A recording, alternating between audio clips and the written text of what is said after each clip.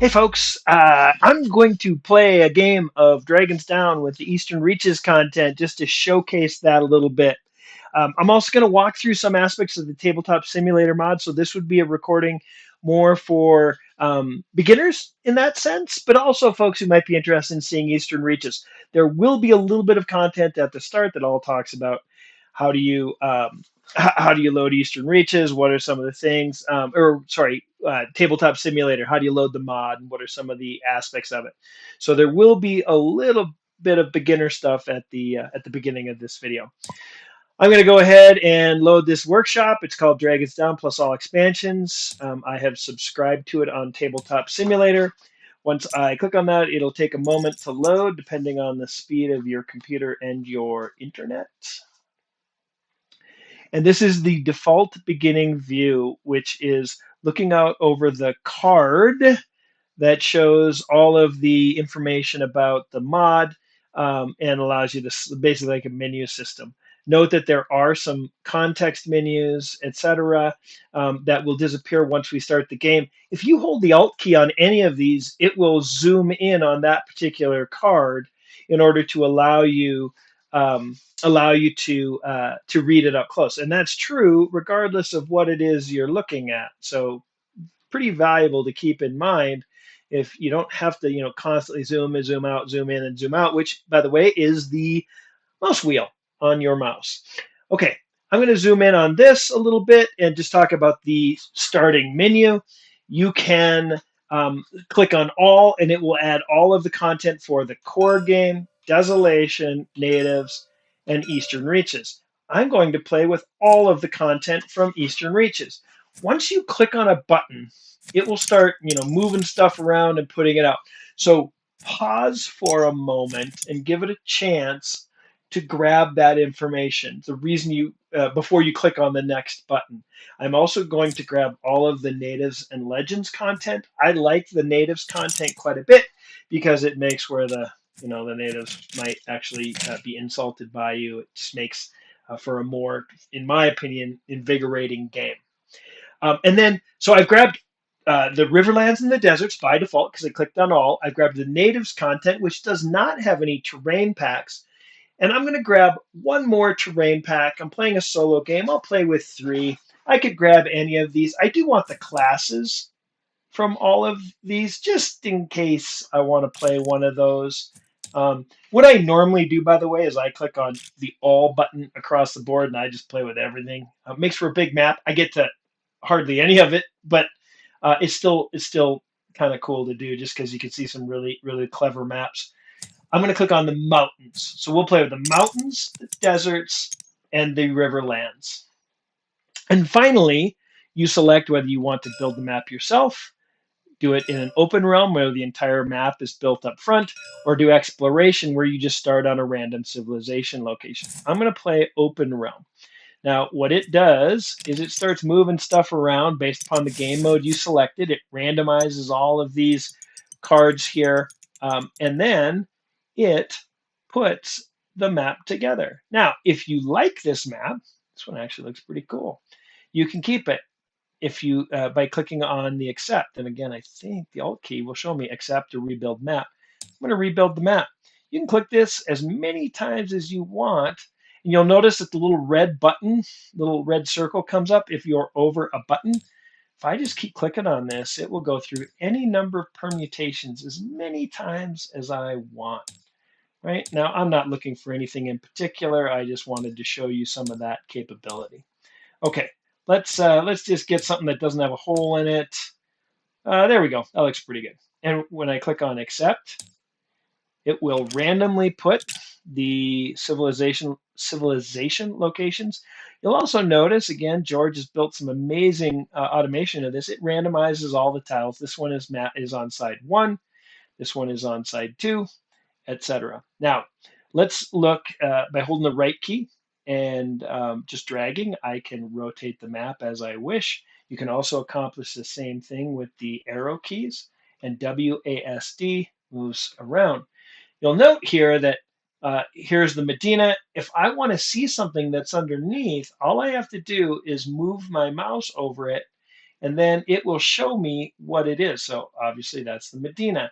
If I want to look at the Medina here, because maybe I don't know that this is clearing 4, by pushing the Alt key, I can see that it's in clearing 4. The other thing is often when you're trying to decide to enchant a tile or not, which flips it over, if you push the shift key, it will show you what the back side of the tile looks like, so you don't have to manually flip it, etc. Now, it isn't that hard to do. These map tiles are locked, so I can't, grab it. I can't move it around. If I push L, you'll notice that now it's highlighted. If I push F, it will automatically flip that tile for me. So that's how you do the enchantment of a tile. In this case, I'm going to relock it so I don't accidentally screw it up. But okay, the other thing I like to do is I like to set up a couple of cameras right away. And so in this case, we'll zoom into the map. I will push Control 0, and it will save that camera view. Now there are some pre-saved cameras here already. If I do Shift 1, that goes to player 1, that's the green player. Shift 2 is the red player. Shift 3 is the third player or purple player. Blue is 4, 5 is yellow, and purple is 6. Now I'm just pushing Shift and that number. If I push Shift 7, it takes me to all of the lineages and classes. If I push Shift 8, it's all the spells. If I push Shift 9, it's kind of everything else in one big broad view. Now, I'm playing solo, and let's go ahead and select the color. When I play, I like to choose green.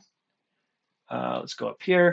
Now that will lock where if I click on any of these select buttons, it will automatically move that to my player board now, right?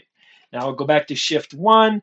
Let's talk about all these bags. Again, all of these are really valuable. The main one, if you hover over the bag itself, it will show you what that is. This is the green player setup. There are 59 pieces in here that, again, George has automated. And so here's my player board, a whole bunch of different stuff, buttons to retire, to grab an outlaw token, to grab a random wound. Why would I want to randomly determine the wound when I can click a button to do it? The automation that George has built into this mod is pretty ridiculous, if I must admit. All right, then we come down here. He's added the ability to grab a random hero. I'm not going to grab a random hero. I'm actually going to specifically select one of the Eastern Reaches heroes so that you can see that. These are roll buttons. I dig these. These are allow you to, instead of push. If you hover over something and push R, it will roll it. If you lasso by holding the left mouse key and then let go, you can roll manually. Pushing R will re-roll those dice. Okay. George has automated that, where you can just do this, you push the roll button, and then it will automatically place them back in place. Where that is valuable is if you're doing the a search, and you roll 1 success and 1 failure, you can actually just click on, oh, I only need to re-roll that 1 die. Again, really, really automated mod. Okay, a couple other things that are here. So this is placing that. This is random hero. This is the roll buttons. This is player versus player screen, only used in a player versus player game. If you're fighting another person, you can place that, and now anyone who isn't the green player cannot see what's underneath that screen. Let's recall it. Final thing is a battle mat. This battle mat will automatically flip monsters over. It behind the scenes rolls the monster die. So again, you don't have to manually do it. Some players love doing everything manually, and frankly, there are aspects that I love doing that way. But just know that if you're learning the game, you can actually have kind of focus on actions and let the buttons, the automation, do some of the work for you.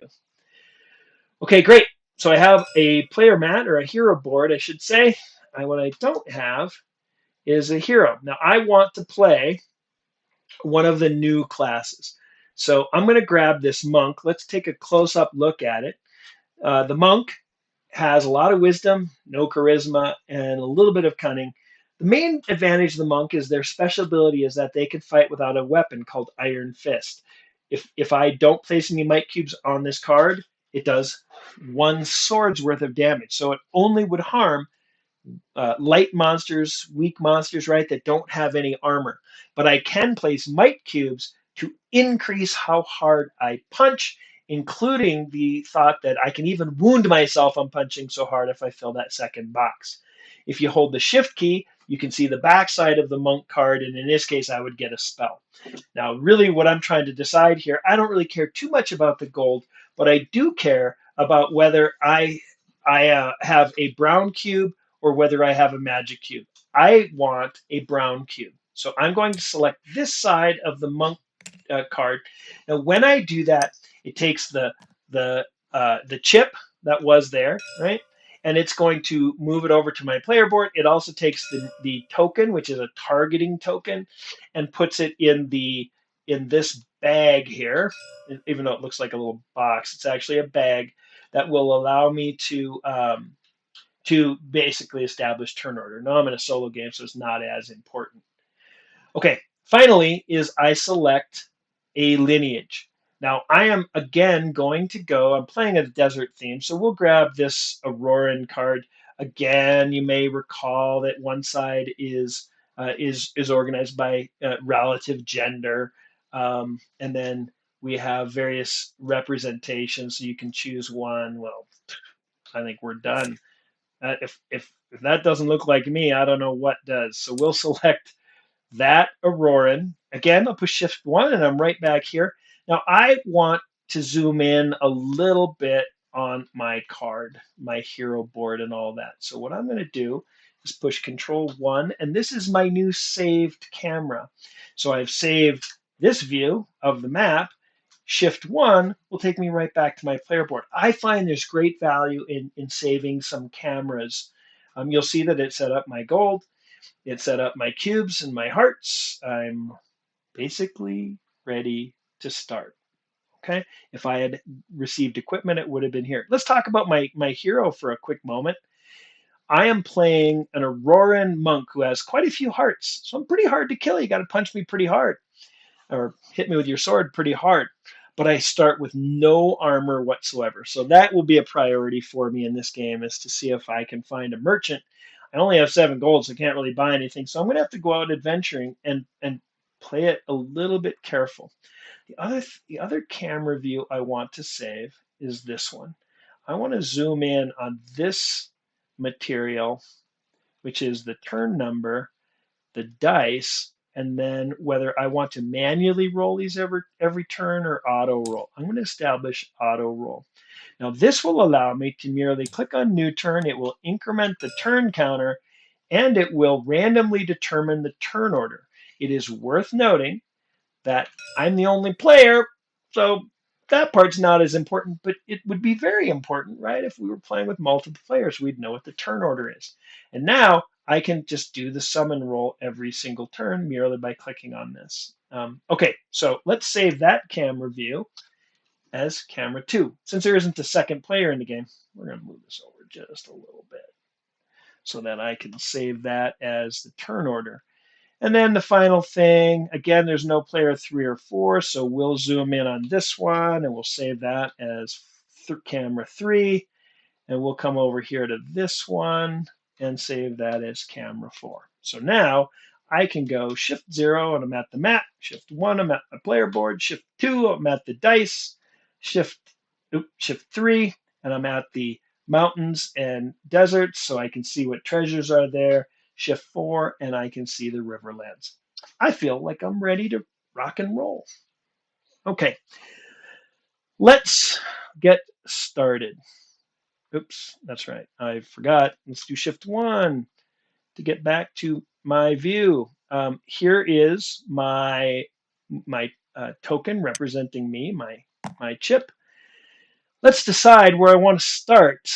Okay, so I have civ locations here and 2 on this side. I do want to go to civilization locations, but not until I get a little bit of Spendolis.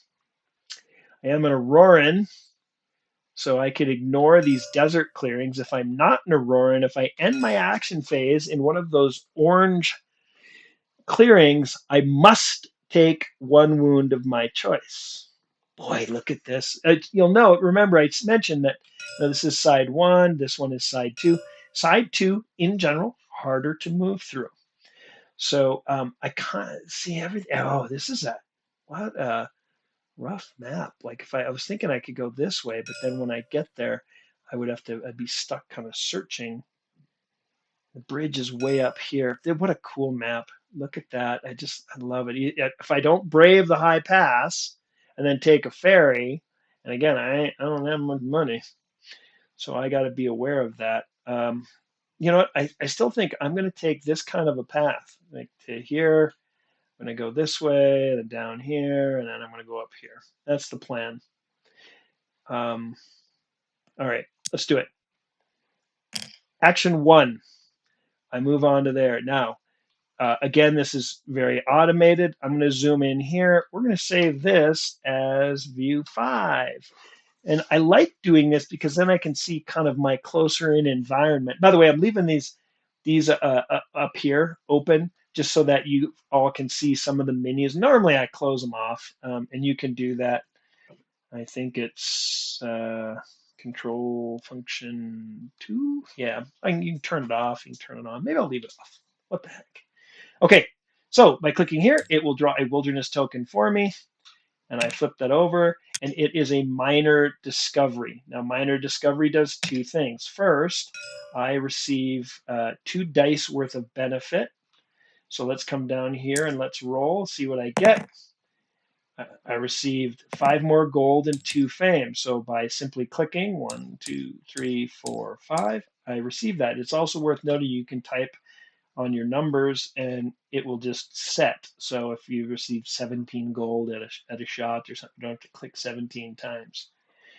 Okay, let's go back to my close-in view. The second thing is this has the little plus icon, which means that I also draw another wilderness token. And of course, that's built into the mod. So there is a wreck here in clearing number 5. That's what the 5 means. Let's go ahead and set that up. By clicking the S, it has set up oops, that was over here. It's already set this up. There are now 7 cards on here, 1 deep treasure and 6 treasures. So again, the automation in the mod. Final thing is, if I click G, it will summon the guardian to the tile if the dice match that the guardian symbol is active. And the same thing for the monster token. So what that means is you can just roll the dice. You don't even necessarily have to know how the summoning works. You can come to the tile in which you're located, click the M and click the G, and that will summon, in essence, the monsters and guardians that would summon to those sites. Okay? Pretty cool. The spell is if you're playing with the optional rule, which are called magic sites, there would be a spell that it would add 1 spell to the wreck.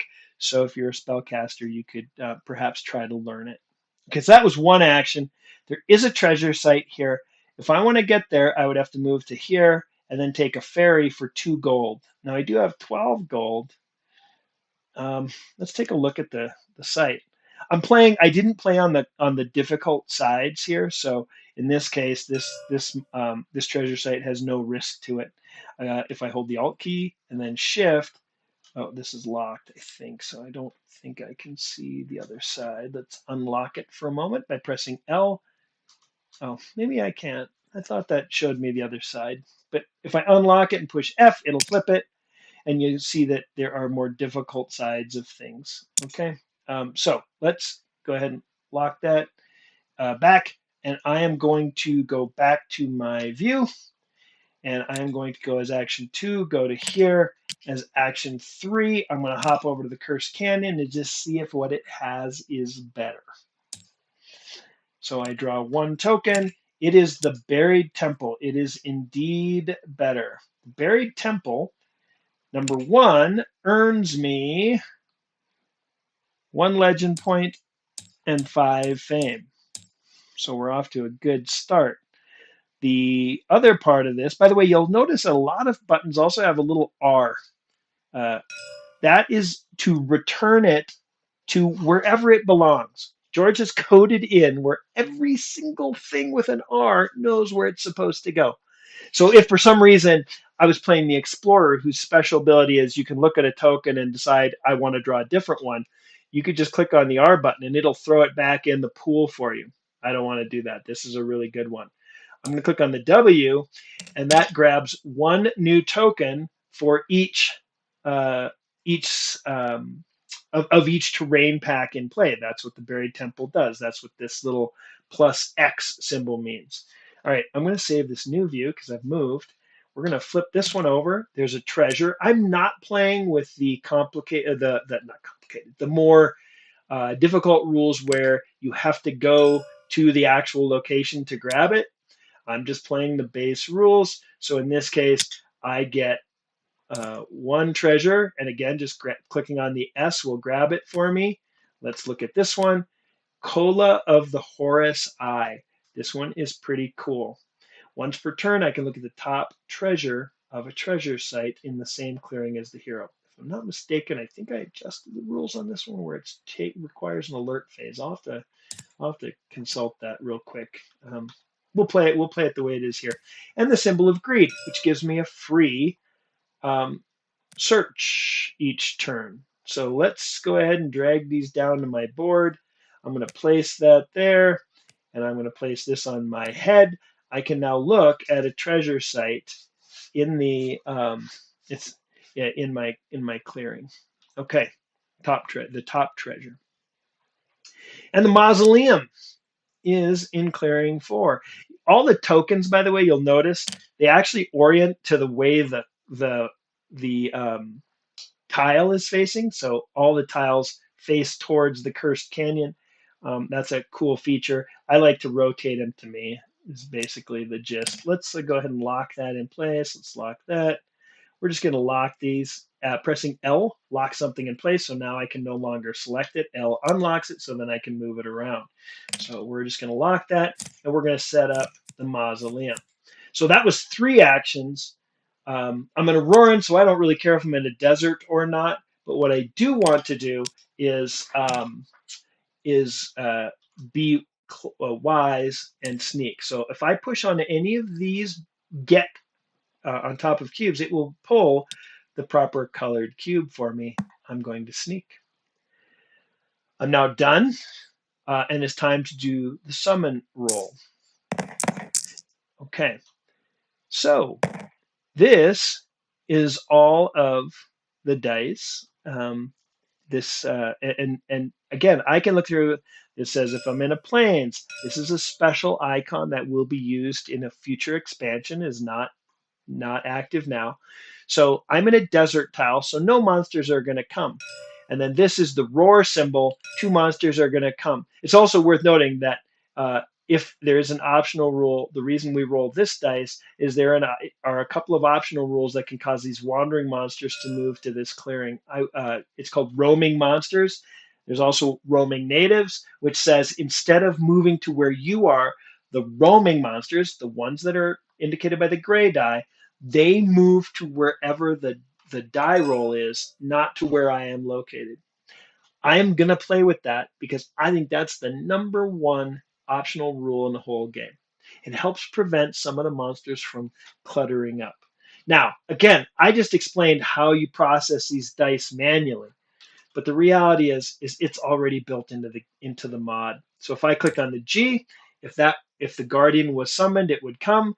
If I click on the M and no monsters come, then great, no monsters were summoned. And you'll notice that that's true. I rolled a plain symbol and I rolled that special symbol, and I'm in a desert tile. So unless the desert tile symbol was rolled, there are no giant scorpions coming. And finally, the orc head would summon a whole bunch of giant scarabs to me, but again, we rolled the roar symbol, so no monsters arrived. Okay, so great. Let's go back to our view of this. Let's end the turn and do a new turn, and we're now on turn 2. Okay, back we go again. See how much time I'm saving by saving those camera views. Again, it's shift and number, and it takes you to it. Control number saves it. I'm going to try and search for this particular, no, I'm not. I want to search for this one because it's easier. I will move 1, and then I will try to search for that hidden path. Okay, I did not succeed. I have as a third action, I only roll my failures. So I'm going to roll that one. And I found it with my fourth action. Shift 5, and I move back there. So I've now found this. There are a couple of things you can do. One of the things I kind of like is just to make pushing Control C and then Control V. You can also right click and just say copy and then right click and paste. But in this case, Control C, Control V, and I have a new little symbol of mine. And then by hovering over it, or even picking it up and pushing the minus key, it makes it smaller. So now I can mark that I know that path. Okay, so great. I have one action left, and this is a desert clearing. I don't actually, it might, and again, this is where this is clearing 4. If I push Alt, yep, that's a desert clearing. Doesn't matter because I'm Auroran, but I don't want to spend my fourth action to move in there.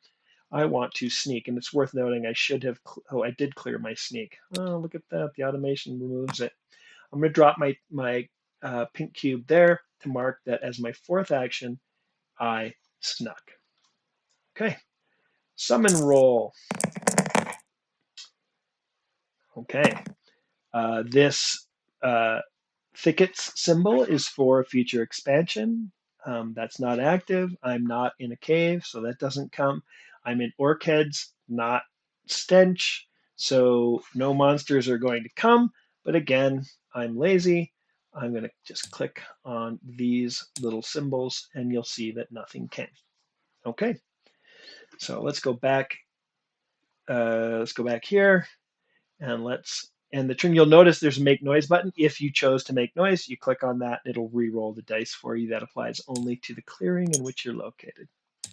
So turn 3, it automatically does it for me. Let's go back over here. We will go 1, and we are going to search for the mausoleum. Well, that's no good. I blame George. Let's roll again. I'm going to try to search a second time, and I did find the mausoleum. Finding a site gets me a legend point and 5 fame.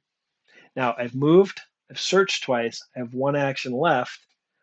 We're again going to play it safe. If I had armor of some sort, I might do it. Now I'm going to use my Cola of the Horus Eye. Once per turn, I can look at a treasure site. Let's go to, I think it was Shift 3. Yep. And I can look at this top treasure. Now, there's a couple different ways to do it. Truthfully, if I was playing, I'm just going to drag it and flip it over. The top treasure is the magic carpet. The Cola of the Horus Eye is really good for helping me decide if I really want to push my luck. Sometimes you push your luck because you go, there's only 2 treasures left. And you're like, why am I trying this, right?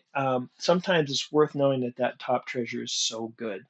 The other thing you can do is you could right click on it and say search the top card, and it'll just show you what it is.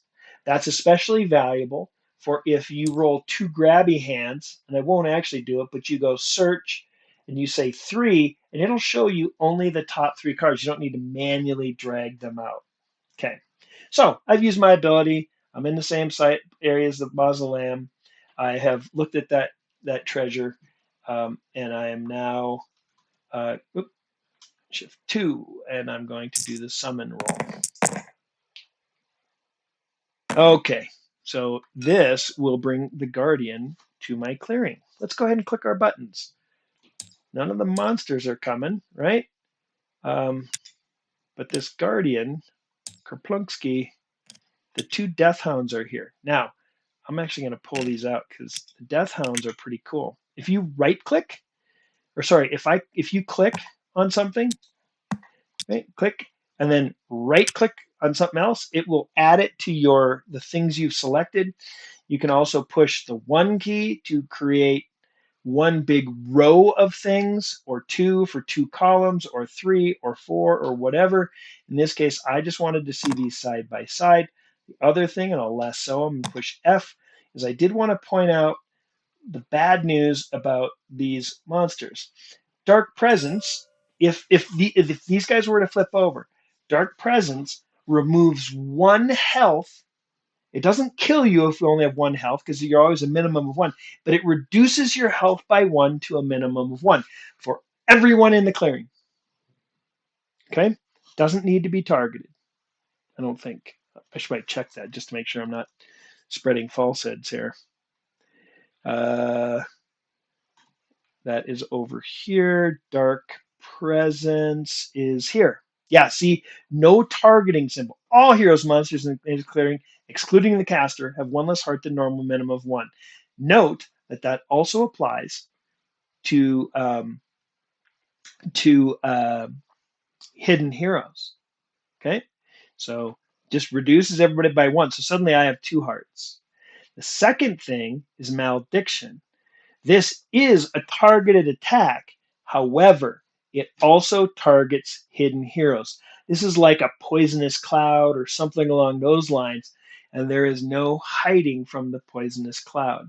It does not hit the caster, but it does do a strength of one. And so if that particular monster, if these were to flip over, these are not targeted attacks. Therefore, they take effect even if I'm hidden in the clearing.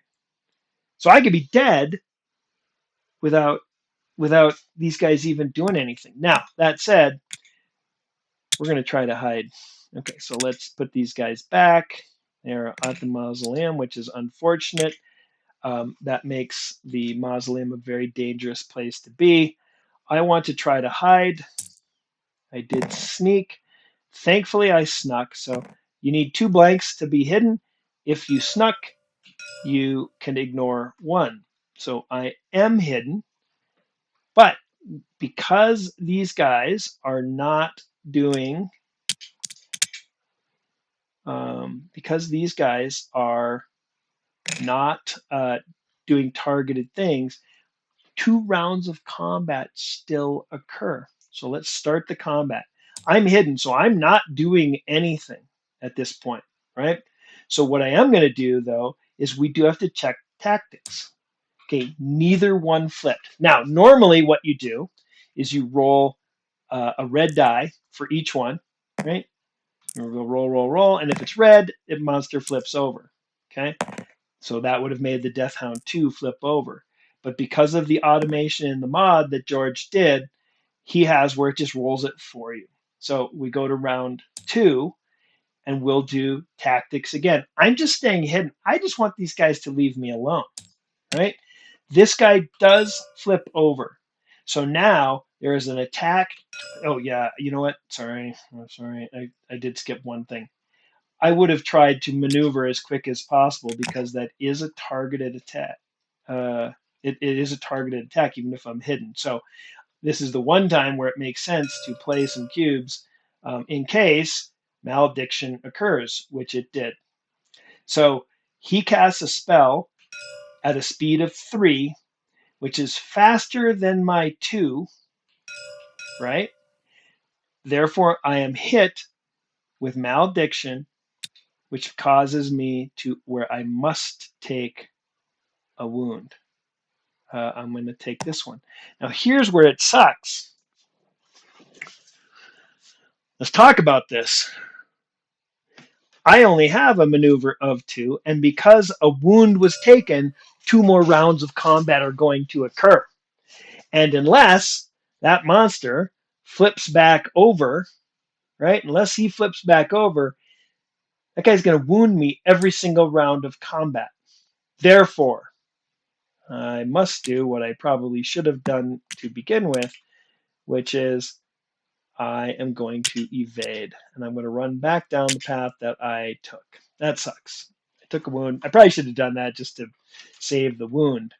But note that I can flee with 0 cubes placed here.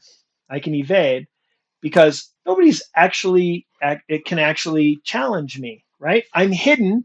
A hidden hero cannot be challenged. Therefore, I can move away, evade, bite with no cubes because I'm playing more cubes than anyone has on me. Okay. Well, that sucked. Okay, so we'll end the combat.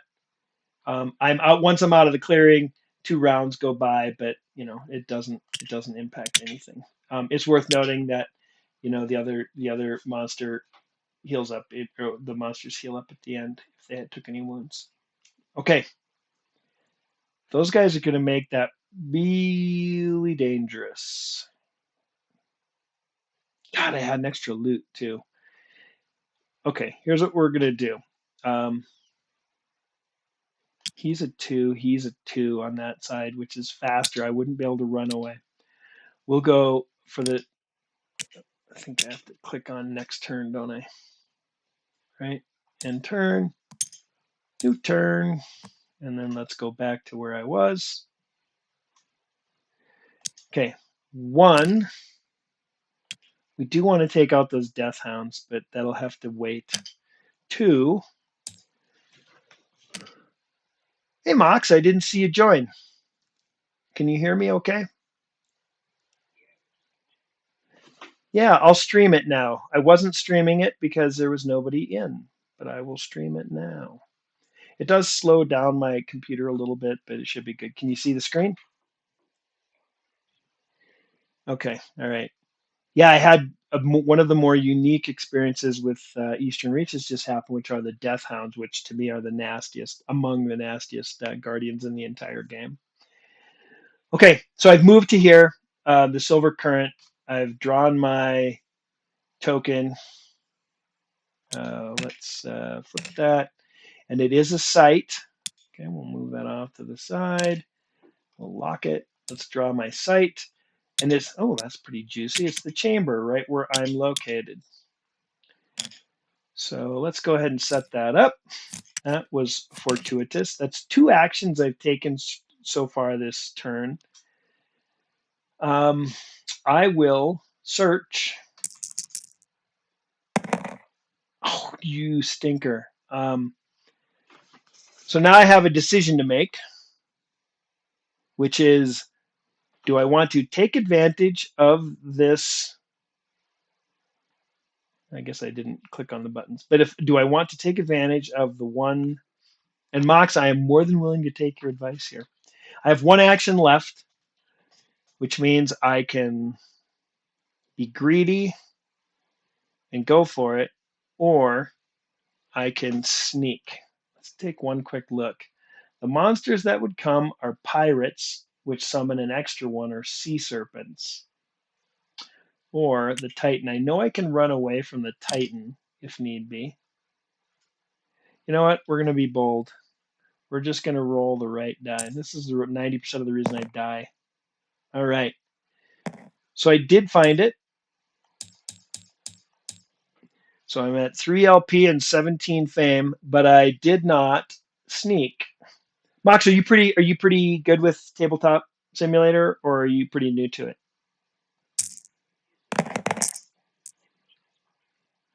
Right. Okay, so let's go through this.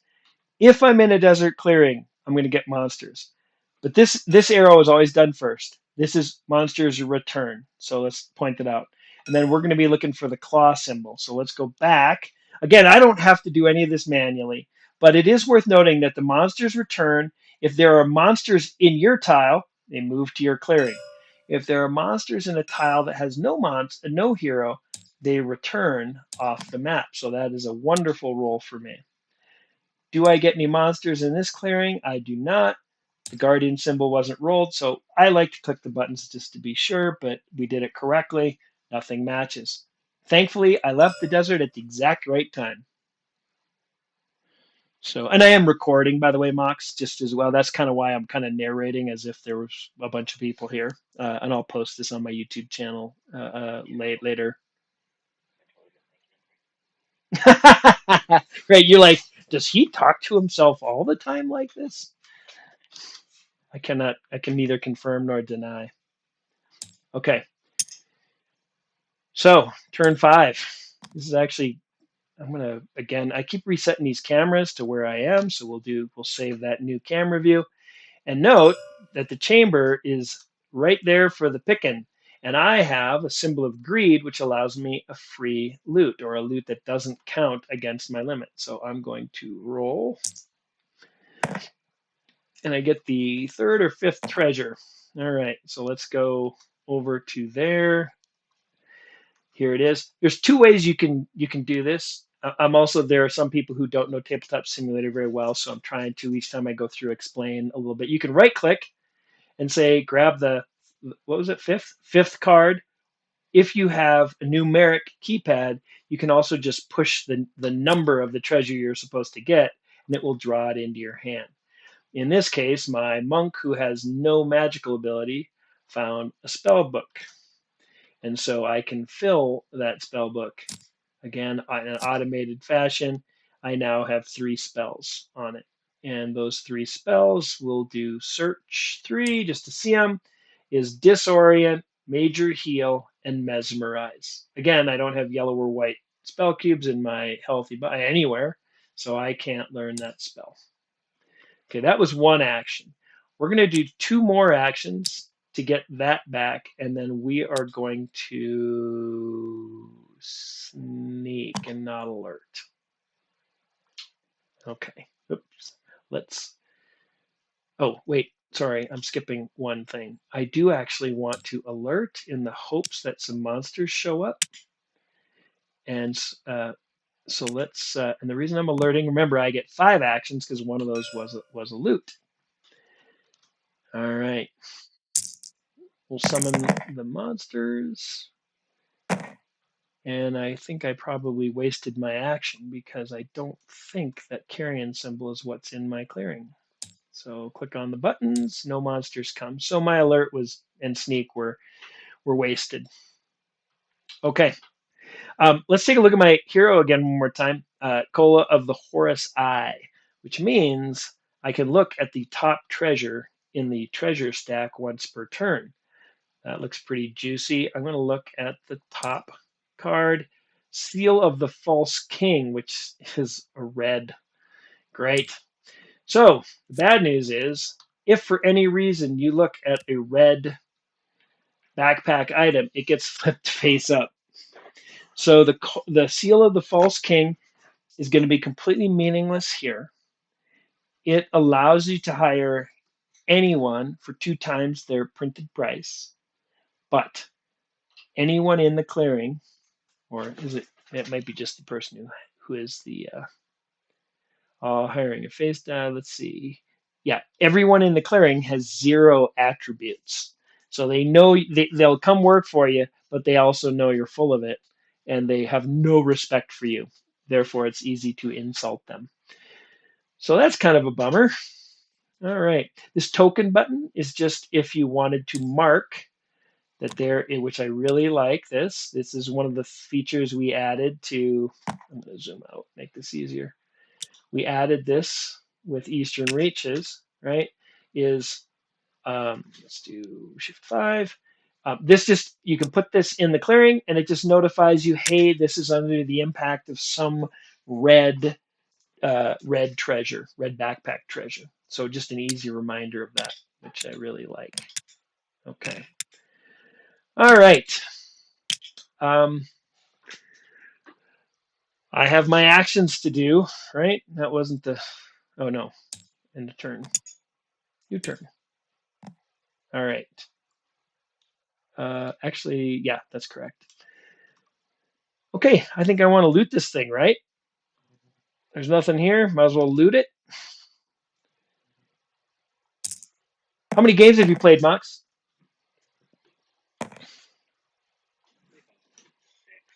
Yep. Any? Yeah, getting there. All right. The 5th treasure. I'm going to do this. Oh, right. Because this is flipped over, it won't let me loot. So I'm going to do it this way. Loot the 5th card. Shoes of the Thief. This would have been useful before. When evading, you automatically have a speed of 3 without playing any cubes. and but you can't increase it further. Well, since my top speed is 2, because I only have 2 boxes here, that's a good one for me. All right, I'm going to loot again. 5th treasure. Excuse me, I'm about to sneeze. Oh, went away.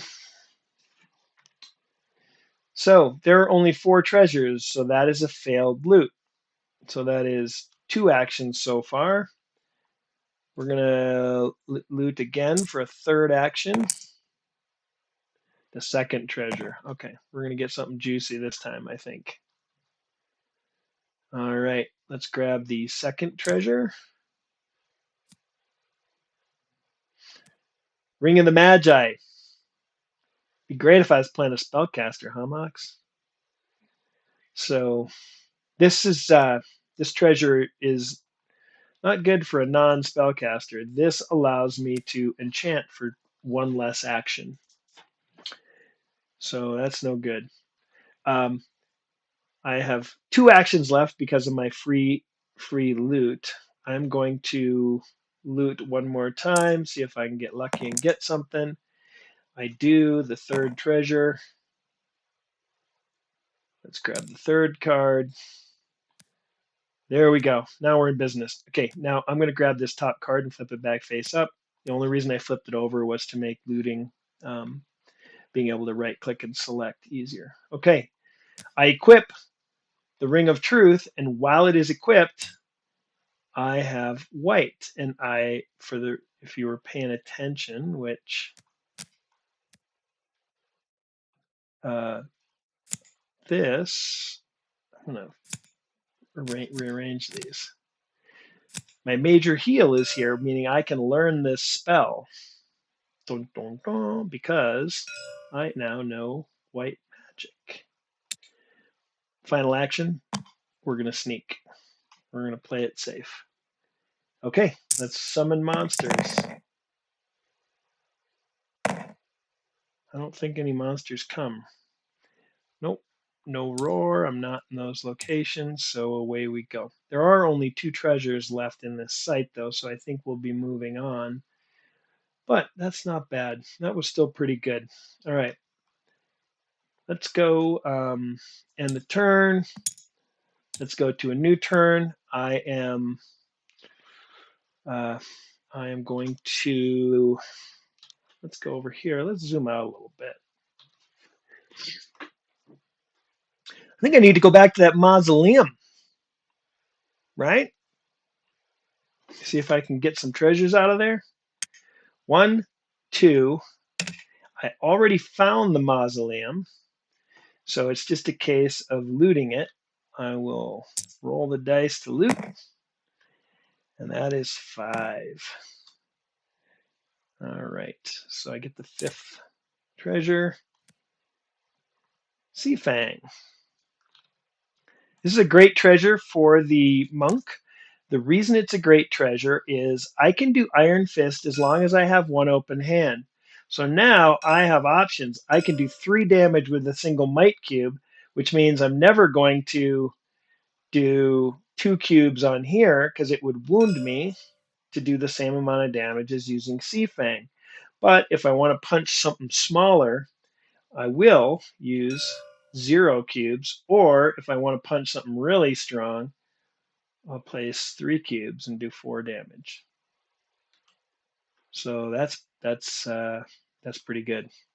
Okay, so that's 3 actions so far, of which I get 5 because I did a loot.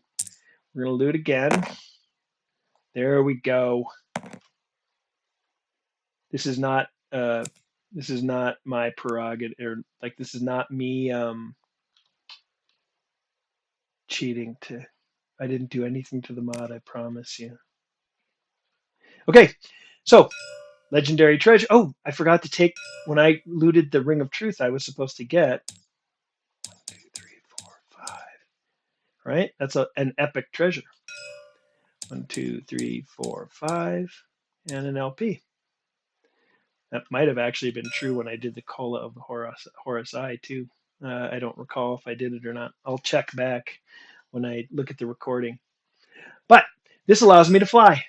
Pretty epic. The other thing is because that was the top treasure, and once per turn I can use the cola of the Horus Eye, that means I can look at the new top treasure, and the new top treasure is the Mace of Absolution, which requires. Sorry, I'm going to just drag it out here. Sorry, that's maybe a. This might be a better. Oops, this might be a better way to do it. So this is, I have to have 3 or more wisdom. I have 3 wisdom, so that means I can use this, but I don't know that that's better than my fist. So that is that doesn't require an action. It's just as a thing I do. So I will sneak and I will alert as my final actions. I know monsters are coming. I can feel it. Oops. What do you think? What do you think, Mox? You want me to do something else? All right. Okay. So, real briefly, this in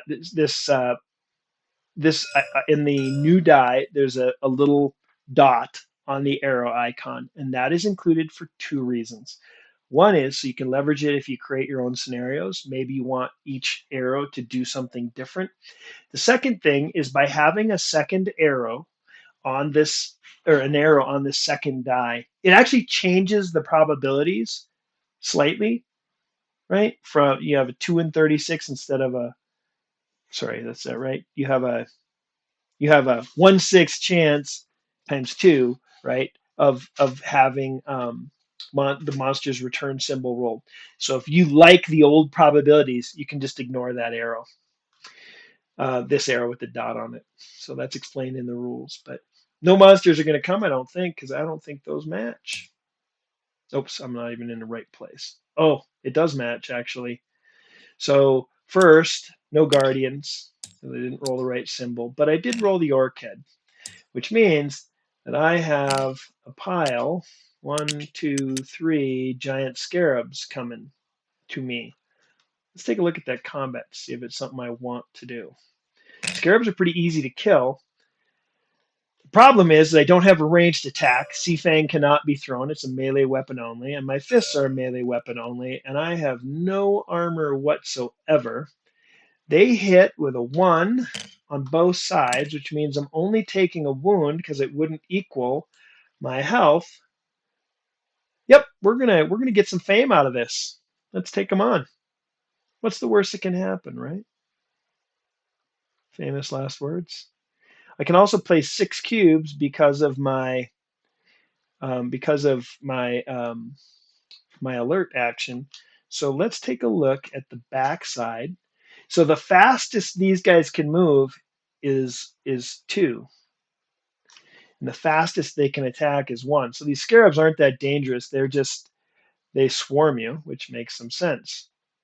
What we're going to do is they are armored, which means that my punch would kill them. It doesn't matter. I could play on Seafang, it'll do 2 damage to each one, or I can use my fist punch and it will do 1 damage, which is enough to kill them. So just for sake of example, I'm going to use my fist punch.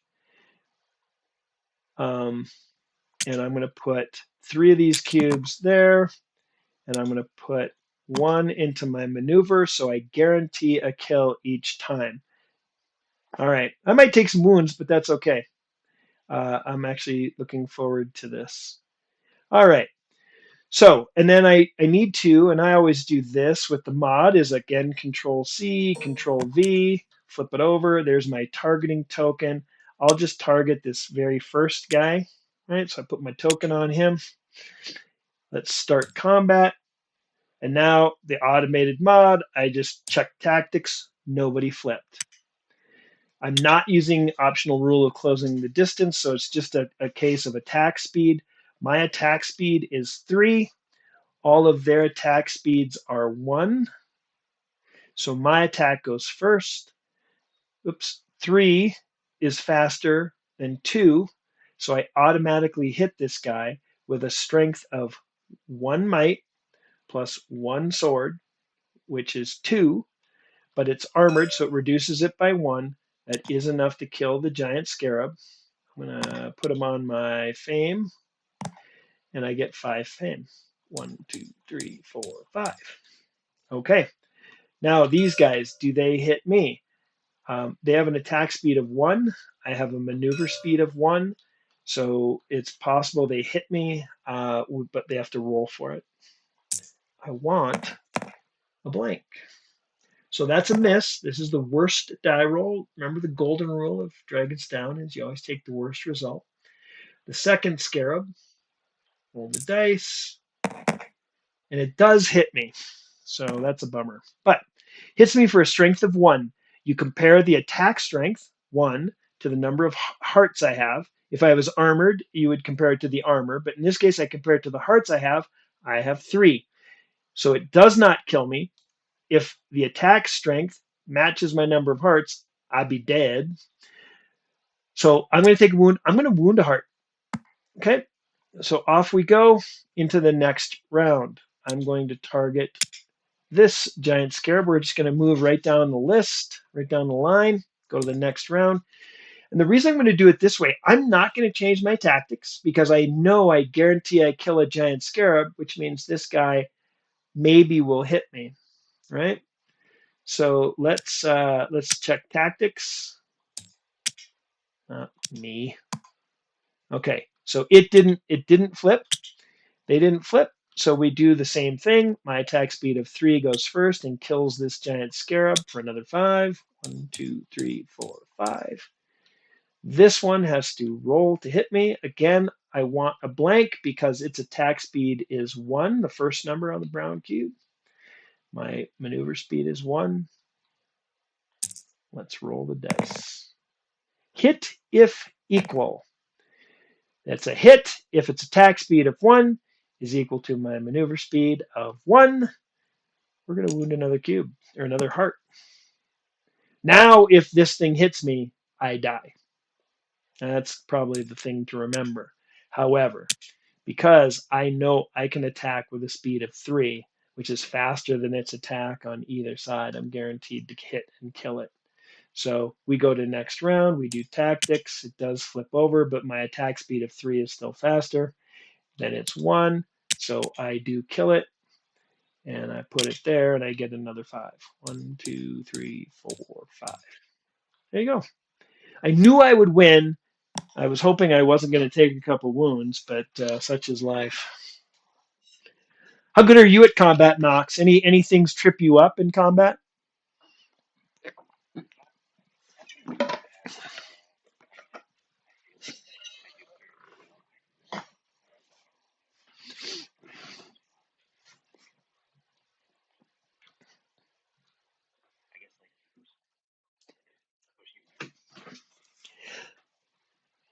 Yep.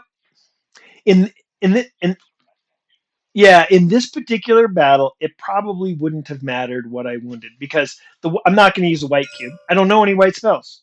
That would have been a smarter one to wound. I could have wounded these because I don't need them, right? So truthfully, it probably didn't matter which I wounded. I normally don't wound my hearts either. Normally because I like playing the lighter, faster heroes, generally speaking.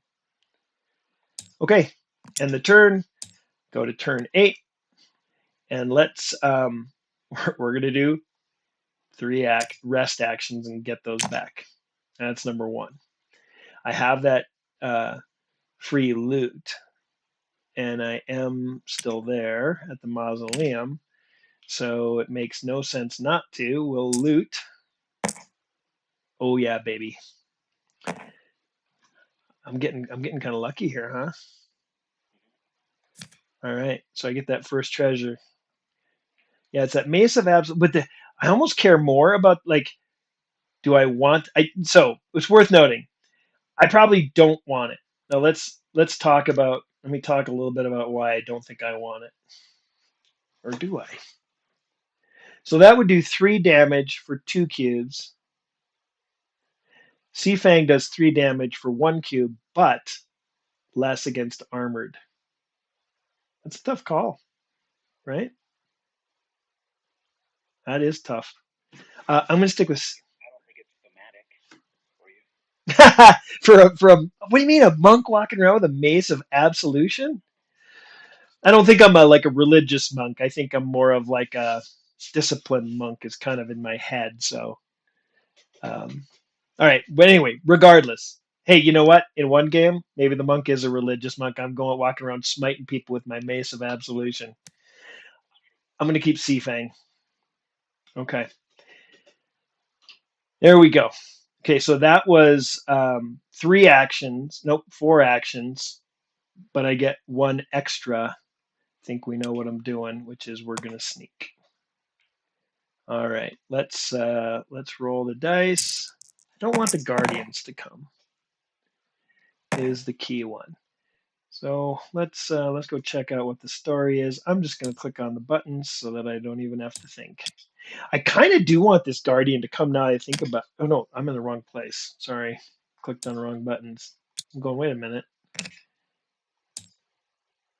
Do you know the difference between the smaller tokens, like the mausoleum, and the bigger ones, like the chamber? Yeah. So, and you'll notice that George has added an edge to all the tokens that say what terrain pack it's from, right? So the buried temple is in the deserts, right? It matches the color of the text. That's obviously not in the physical copy of the game. The chamber comes from the mountain terrain pack. So the big sites, the 1 inch tokens, all get mixed together. So the chamber is, even though it's from the mountain pack, appeared in a Riverlands tile. The ones that are small, they're always drawn in the clearing that the map tile type, unless it's part of the buried temple, the dwarven ruins, or the forgotten city. So put simply, the smaller tokens are much more likely to be found in their matching terrain packs. So like the wrecked wagons will usually be found in the plains, the mausoleum will usually be found in the desert, and it would only be outside the desert if it was part of one of those special tiles like the buried temple. So it was just a way of kind of mixing up the probabilities of where stuff arrives.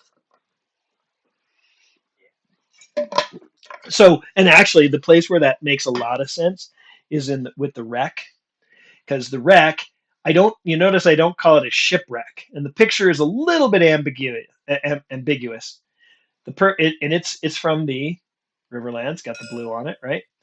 Or sorry, yeah, the Riverlands. So the point here is it will most often appear in a river, but there might be a game where the buried temple contains a wreck, and maybe you do think of this as a shipwreck, and you come up with your own story of how a shipwreck ended up in the desert, right? Obviously some type of magic or something occurred. Anyway, that's the logic. Okay, so nothing came. We're going to end the turn. We're going to go to a new turn. I want to check out how many treasures are left. There's 3 treasures left at the mausoleum. Well, clearly we're going to do our free loot, right? Might as well. Oh yeah, well, like that tells me I'm rolling great for those. Oops, that's not what I wanted to push. Dang it, I pushed the wrong button. Dang it, dang it, dang it. This is why you don't. Yeah, right. And I don't know which one was which. Okay, we're going to shuffle these. Okay, because I don't know which one was on top. Yeah, so if you push, this is why using the right click menu, this is where George is going to scold me when he watches this video. So if you do the right click menu, you can select, right? If you push the numeric key, pushing it on your numpad will draw that whatever treasure that is down. Pushing it on across the top of your keyboard will grab that many treasures from the top. So, all right, so I got Shekel of the Wind. This is um, this is a one-time use. I can do Gale Blast to blow somebody out of my clearing. But if I'm not mistaken, I would have to replace something, and I don't want to get rid of that magic carpet. We're going to put this in my backpack for the moment. And the reason being is I think I'm going to want to try and learn this spell so that I can cast a major heal. Maybe that would have made sense to do last turn too. Okay, I can fly. So that's a good thing. Um, there's only 2 treasures left here, so we're going to get out of Dodge. We're going to go to the moving mounds. So I do that. I roll the d6 for what clearing I land in. I land in clearing 3. So I'm there. I draw a token, and it is a treasure site. Okay. And it is the crypt in 5. All right, let's set up the crypt. So that was one action. No, that was because I that was my second action, but again, I did a loot, so that doesn't count. For a third action, I will fly to the crypt. For a fourth action, so that I'm not tempted not to do it, I will sneak, and then I will search for the crypt. And that's about what I expected. So that now I'm back to my normal luck. Let's see what monsters come. Boy, I'm getting not many monsters. Okay, we're gonna reset my camera to my new location. Let's see if anybody came. Nope. That flying carpet's going to be pretty amazing. I mean, now I won't have to ferry. I won't have to worry about the cost of moving into mountains. Um, that's going to help immensely. Okay. And the turn. New turn. Turn 10. All right. Do I risk getting cursed to learn this spell in the middle of nowhere? I think I probably need to loot that site first. Let's search for it. Found it.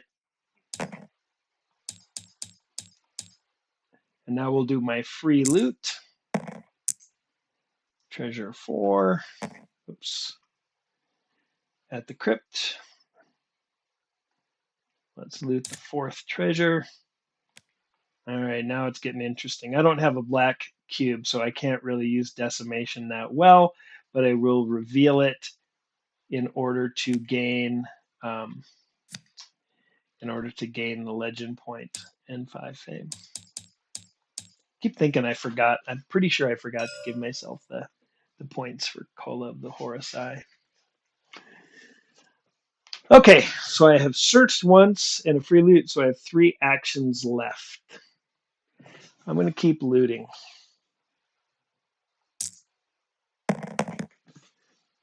I don't think I'm doing anything so very unique.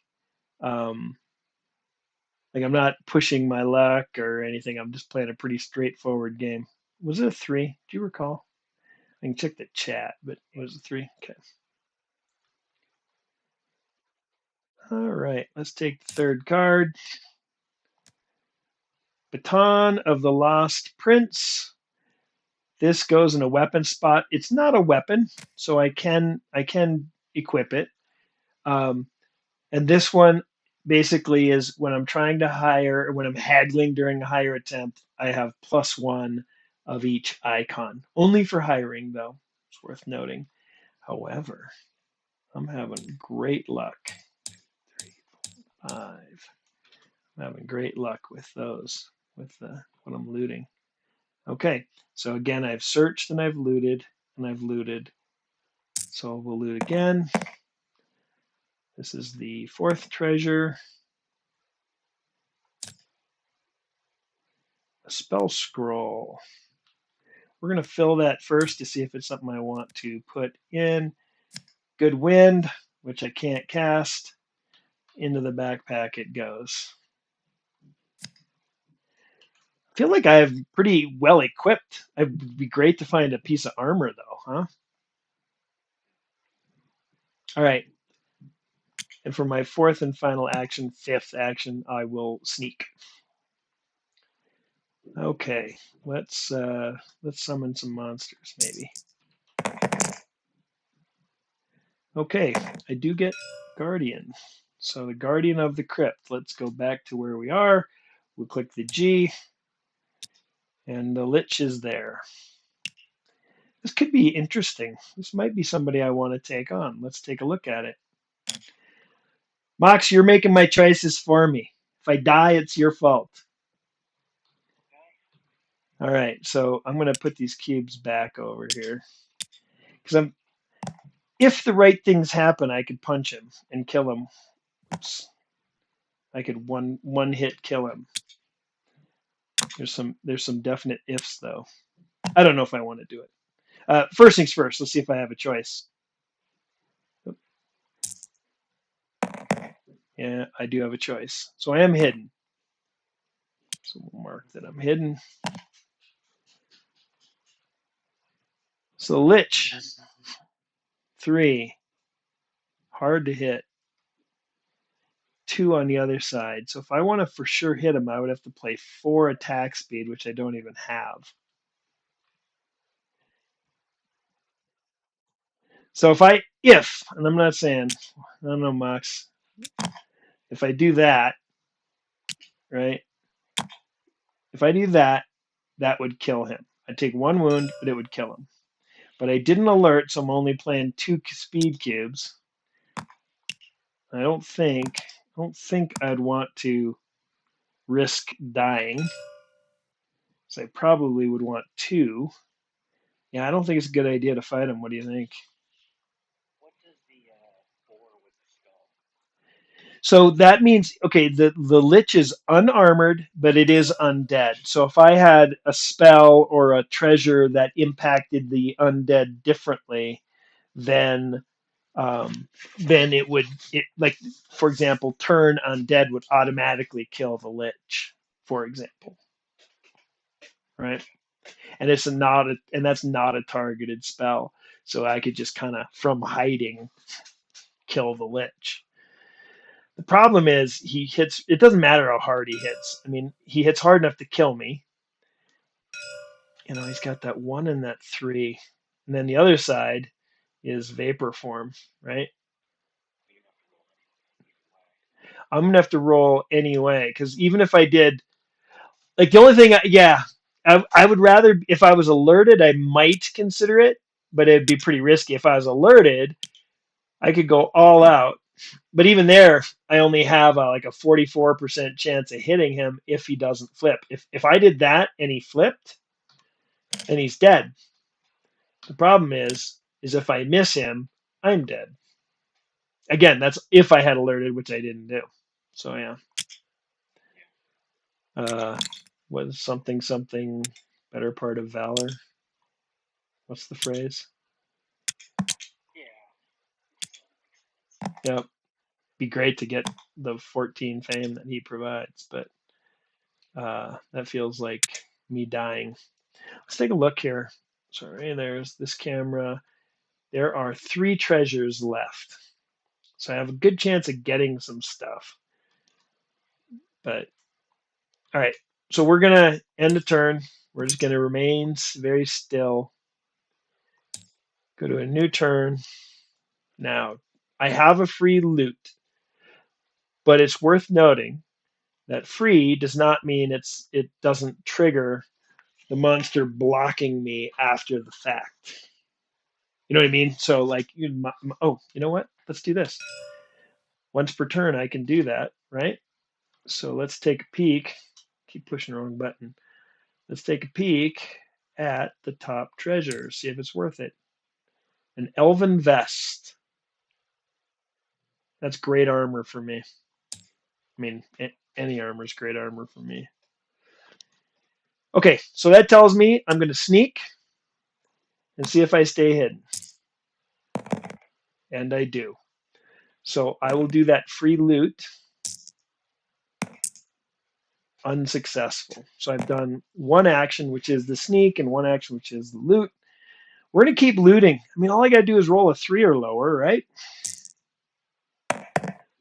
I'm going to complain to George that it. I know, right? What's that called? There's a term for that where it doesn't spin, probably where it does a horizontal spin. That was unsatisfying. Thank you, Mox. This is being recorded, so George will see it. I'm going to try and loot again. Okay, well, there we go. Yeah, that's there it is. Okay, I forgive him because that was a good roll. Right, the spirit of George exists in the mod. Okay, so I have the Elven vest, which is cool because it's really weak paper mache armor. trash the minute I get hit, but I don't take a wound on that hit.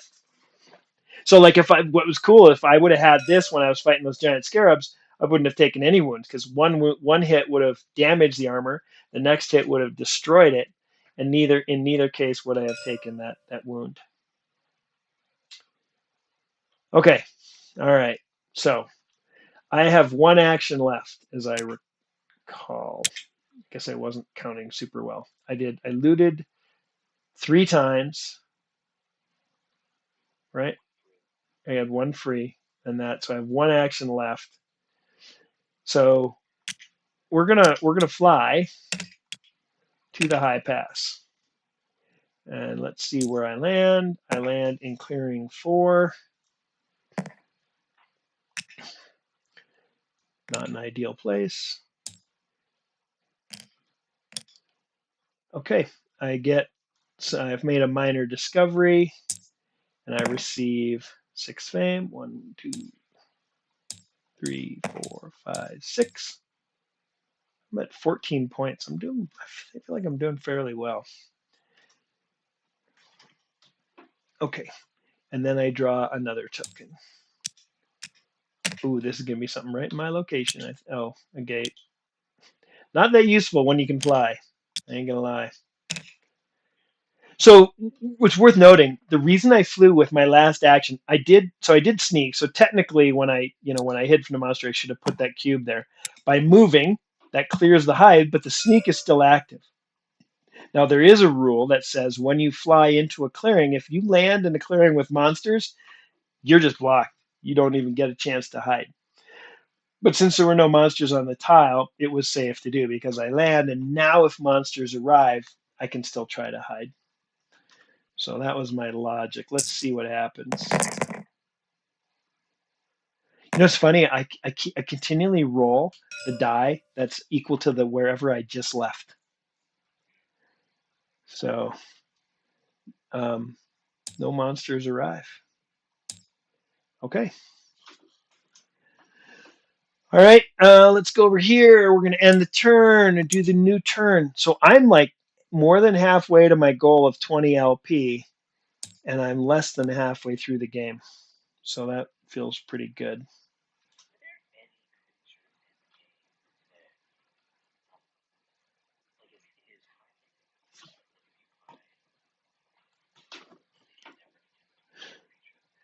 There is actually, and that it actually came up at this mausoleum. I don't think you were here for that part. It's on the recording. Um, One of the scariest scenarios arrived because I moved to the mausoleum. The death hounds arrived, and both of the death hounds cast spells that affect, if they flip over, that affect hidden heroes. And so one of them did flip over and it cast malediction, which is roughly equivalent to like the poisonous cloud kind of thing, and it causes a wound if it hits you every turn. Well, its attack speed is faster than my maneuver speed, which means combat never ends and he hits me every round. So because he flipped, I had to basically evade. And if I couldn't have evaded, I literally would have just died because of a poisonous cloud. So the Death Hounds are in my opinion, among the toughest monsters in the game because hidden status doesn't matter to them. And then the other Death Hound, they both cast something different. Lowers the health points of everything in the clearing by 1. So kind of nasty. Okay, so I took a wound on one round, and then if I wouldn't have left, I would have. I either would have died the next round or I would have died the round after that, and it was a guaranteed thing because of how fast it casts that spell, which is kind of the point. And I didn't really. I could have then stepped out and fought it, but then they would have bitten me. So they're just nasty, and there's 2 of them. So it's fun. All right, I'm gonna fly to the brackish span, and let's roll. The reason I decided to do the game is I'm in the midst of all the review of the e-proofs, and it is so mind-numbing. So, all right, I land there. That's 1. Or actually, oh, you know what? I've cheated. in Eastern Reaches, heavy skies is the new rule, which means it costs two to move to fly to another map tile. So I cheated. That was two moves to move here. See, don't even. There's a whole asterisk on the whole game, really. Although I get, yeah, maybe that makes up for me not taking the. Okay, so item. I get an item. No, here's what's so terrible about this. I can't fly with a horse.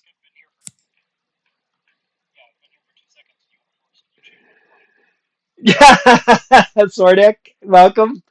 Yeah, you know what? I wasn't even applying my own heavy skies rule, which is an official rule, not an optional rule, in when Eastern Reaches comes out, which says that flying from map tile to map tile costs two movement, and I was only charging myself one. I only cheated twice, if that means anything.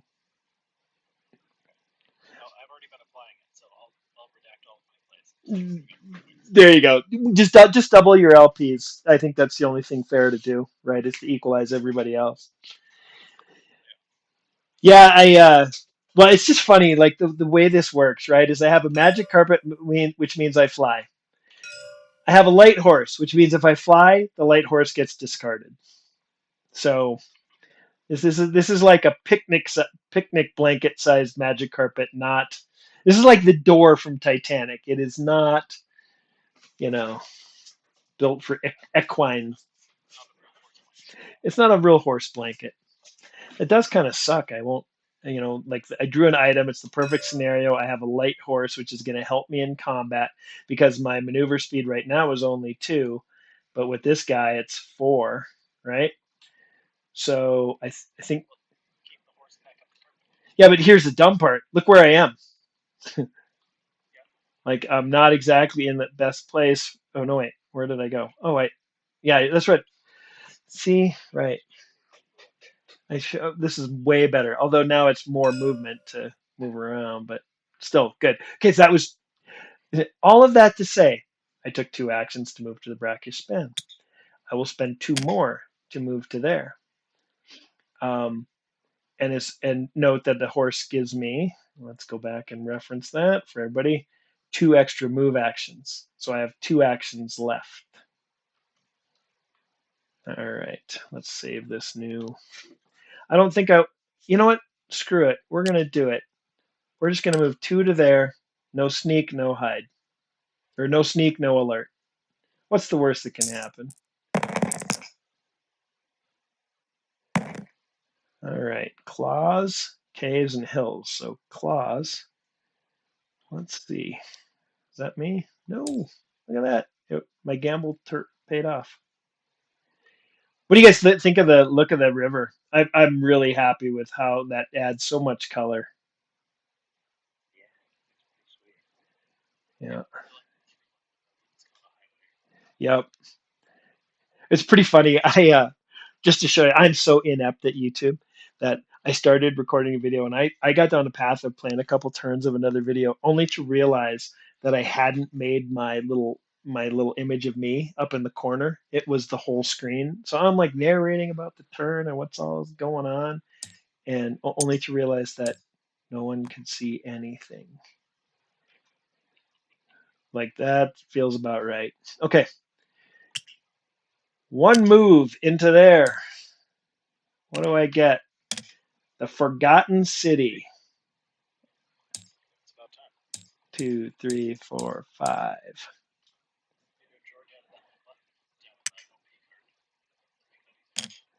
What did he do? Like, I don't think I know this ability. Oh, of course he did. Yeah, yeah, right. Well, now I feel like I have to do it, right, in honor of George. I tell you what, it's pretty funny. George will send me a message that says, "Hey, publish this mod," and he'll tell me what it did. He goes, "Added a button to, quality of life edition for such and such," right? And it's like he's his amount of time he's put into this. He might be equal to me now in the amount of time he's put into the game. But I gotta tell you, this mod is ridiculous.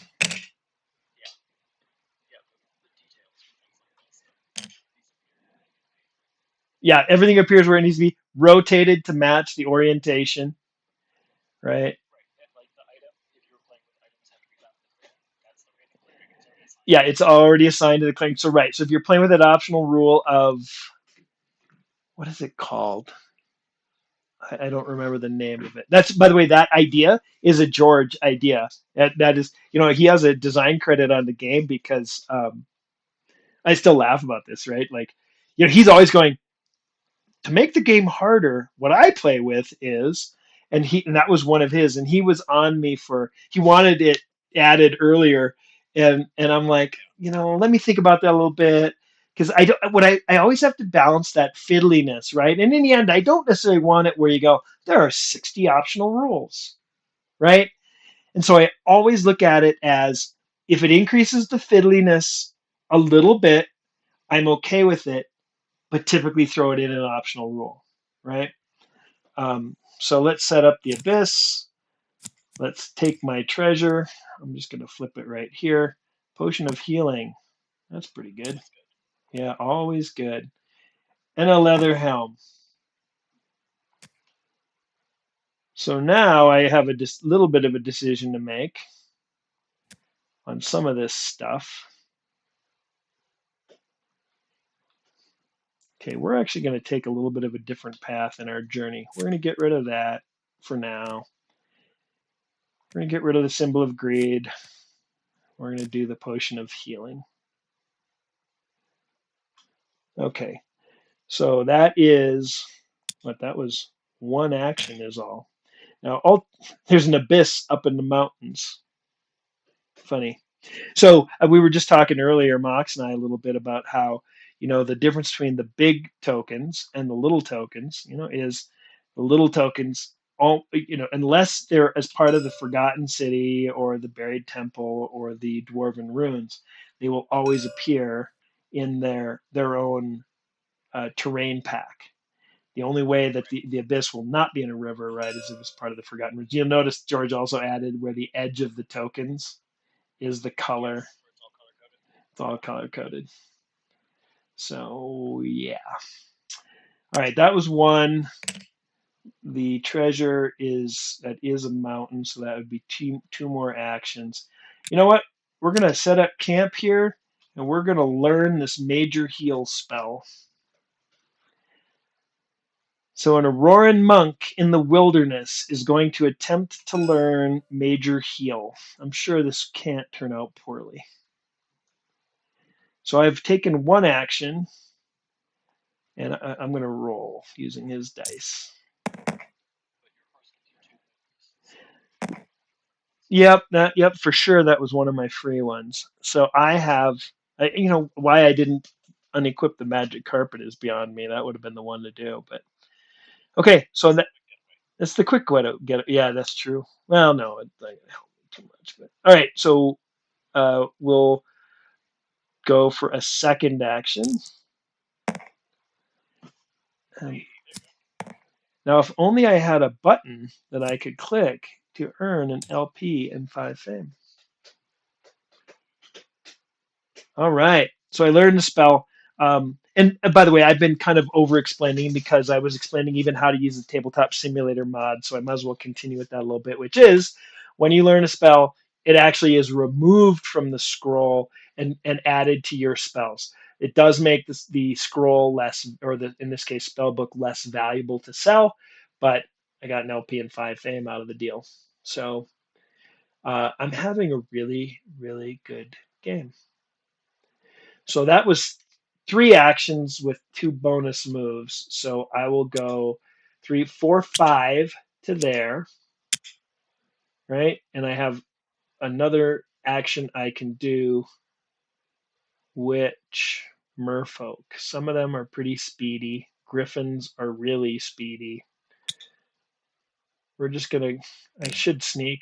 Sneak would be the logical thing to do, but that's not what we're going to do. We're gonna go to here and find out that there's an item, which is worth 2 gold to me because I am not going to equip a staff. Okay, cool. Let's go back here. Let's reset this camera. That's not what I wanted to do. I accidentally reset this camera. We're going to save it again. Let's do the summoning roll. Don't be the rivers. Don't be the rivers. Monsters return across the board in a stench. So let's. No camera 5. That was the one I just saved. All right. We'll have to reset this again. Okay. That's sorry for the making you nauseous if you're trying to follow along. Oh, sorry. Okay. Control 5. Saved it. Okay. So nobody's coming to here, to Salford. So we are now back to ending the turn. Yep, go ahead. Oh, yeah, true. Let's check that. I don't think so. I think I've killed them all. Oh, no, there is. The Lich. He'll be back. It's really disappointing that I have to click a button, isn't it? You know. Yeah, seriously. This when George, I know you will listen to this. Just consider this I'm just disappointed. In other news, George, please don't leave me. You guys should have seen. I did the first tabletop simulator mod, and very quickly, it by fans of the game, it was deemed uh, ineffective. And so Angel, who hasn't been on the server in a while, but Angel redid it, and then George got involved, and then Kirk Fogg got involved, who's I think since left the server, but uh, the three of those guys just and then George is kind of overcommitted in an amazing way. Okay, so what to do? I'm kind of making my way to these Aurorans, even though the Aurorans aren't my friends. These are the guys who are the friendliest with me, but I don't really. I guess I could search for this path and take the circuitous route, but I'm kind of curious to see what's in the narrow ridges. So we'll do 2 moves to there. God, I've never found some. When I played on Saturday with some new players, it was like we could not. One of the guys found a few sites. The other guy was like, item, item, treasure, item.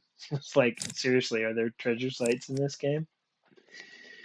All right, the tomb. And that is in clearing 3, which is also a mountain. So we'll go here. Tomb carries a pretty scary monster,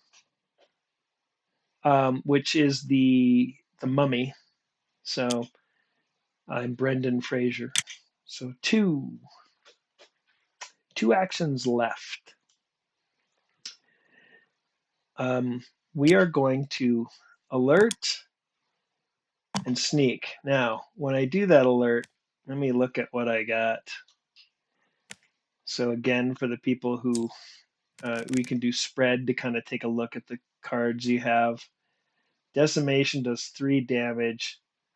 Let's do a quick peek here at the mummy. Actually, I can do it quickly this way. The mummy is unarmored, so I can one punch kill him. Might get rotted in the process, but I'm actually looking forward to this guy coming. Because the truth is I could one shot hit him with my fist. I'm guessing that punching a mummy with a bare fist isn't a great idea. But I do have, and then I could use Sea Fang. I got a light horse. Yeah, I'm liking my odds here a lot. Okay, cool. I'm not going to change the equipment I have out. I'm liking it a lot. Okay, so let's just recenter this again. Let's roll our summoning dice. I want a guardian. I want a guardian. I want a guardian. And you will get nothing and like it. Yeah, I got nothing.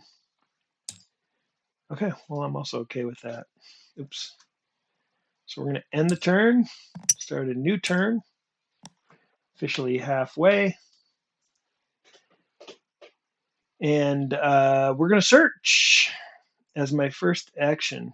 You know, again, I'm stupid. When I took that alert action, I should have swapped out the magic carpet for my.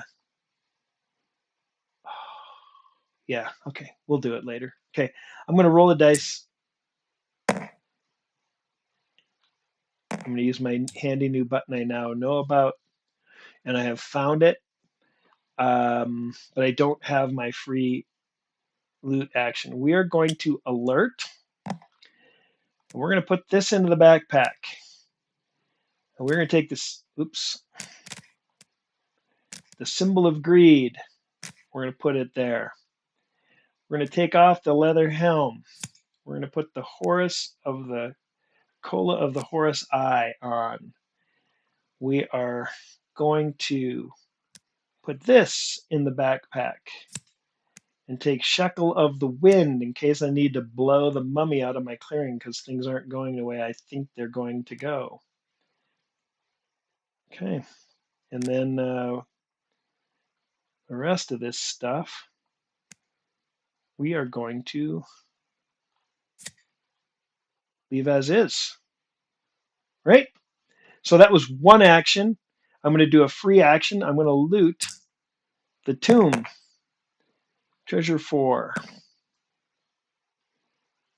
Treasure 4. Oh yeah, baby. I am getting such great treasures. Even if all I'm using it for, oh, let me think. See, the problem is if I equip that, then I know, oh, you know what? I can, oh, I'm so dumb. Okay, so I'm going to get, I'll tell you why I'm dumb in just a second. I will get my LP and fame. I have to waste an alert action because I can't use my Iron Fist because I don't have an open weapon slot right now. So I'm gonna do it. I'm gonna play it straight. I didn't take it out. I need the fist open because I had that treasure in that spot. So I have to do yet again another alert action just to adjust. So I've searched, I've alerted, I've alerted, I've looted. I have one action left, just in case more than what I want comes. Let me look at something. Who can come to this clearing?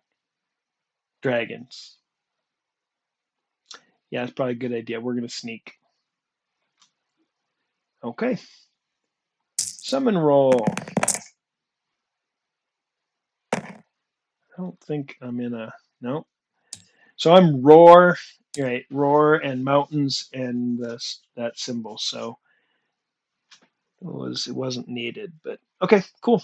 Let's go to next turn.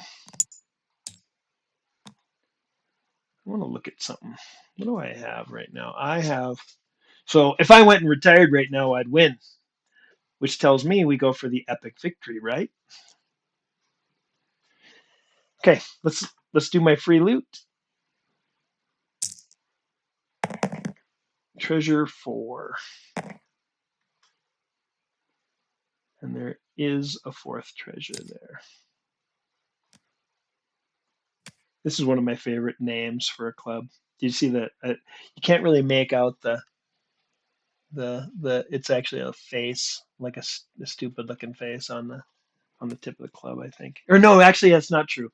There's a new one called the null stick, which has the stupid face on it. This is just a club that if you're not very, you have to have less than 8 total attributes to use it. I have 1, 2, 3, 4, 5, 6. So technically, I could use the Clodpole Club, which would allow me to do 1 to 3 damage because I don't, which isn't better, I don't think. So okay, free loot. We're gonna loot again. Oh yeah, baby. I gotta remember to use that cola of the Horus Eye because I. So we'll take the top treasure. The Elven Helm. This is what I'm talking about. This is, again, like how I'm doing well is completely beyond my incompetence because I can't equip it right away, even though I'd like to, because if I do, then I can't look at the top treasure using the Cola of the Horus Eye.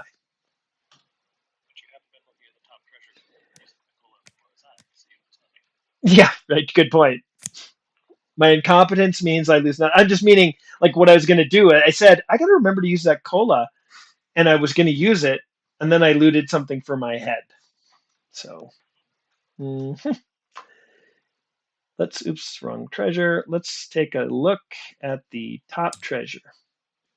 Statue of the Templar is the top treasure. That's kind of fun. Okay, so for a third action, I will loot and get nothing and like it.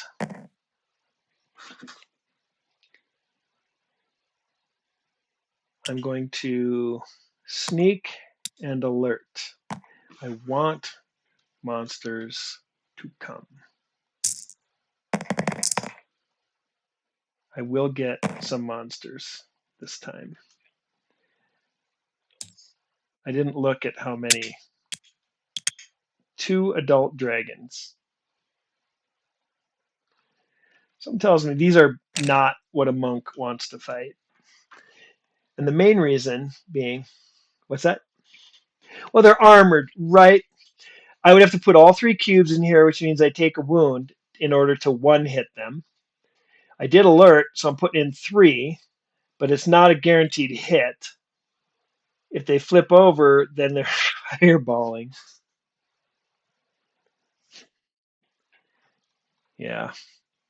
So I could take a wound and guarantee kill. 24. I'm trying to be epically heroic, though, right? So, yeah, I kind of, yeah. So what we're gonna do is okay, we're just gonna hang. Oops, I didn't end the last combat. I'm gonna start the combat, and I am going to hang loose for 1 round. And the reason I'm gonna hang loose for 1 round is, yeah, that's actually what I wanted. That's perfect for me. So I just don't want him to flip again, right? So oh yeah, right. Sorry. Now there I am. Yeah, yeah, I'm hanging loose. I knew it would be that way. So here's what we're gonna do. If I go 1, 2, 3, if I unhide and I just go for the kill, right? I know I'm gonna get hit once. It's gonna destroy my elven vest, but I won't take a wound anyway. I mean, almost assuredly, it's gonna, right? And I'm not playing with closing the distance, so I'm gonna go first. And as long as he doesn't flip, I auto hit him. Where it gets bad is if he flips, because then my elven vest might get destroyed, followed by a fireball. You know what? We have made our bed. We're going to stay in it, sleep in it. Okay, so nobody flipped. So my attack is first at a speed of 3, faster than the 2 and the 2. My attack speed of 3 is faster than the 2, hitting it at a strength of 4, one of those being a sword. That kills this adult dragon outright with 1 hit. George, where's the button? You should have a button on here that gives me the amount of fame. That's 1, 2, 3, 4, 5, 6, 7, 8, 9, 10, 11, 12. Okay. This dragon.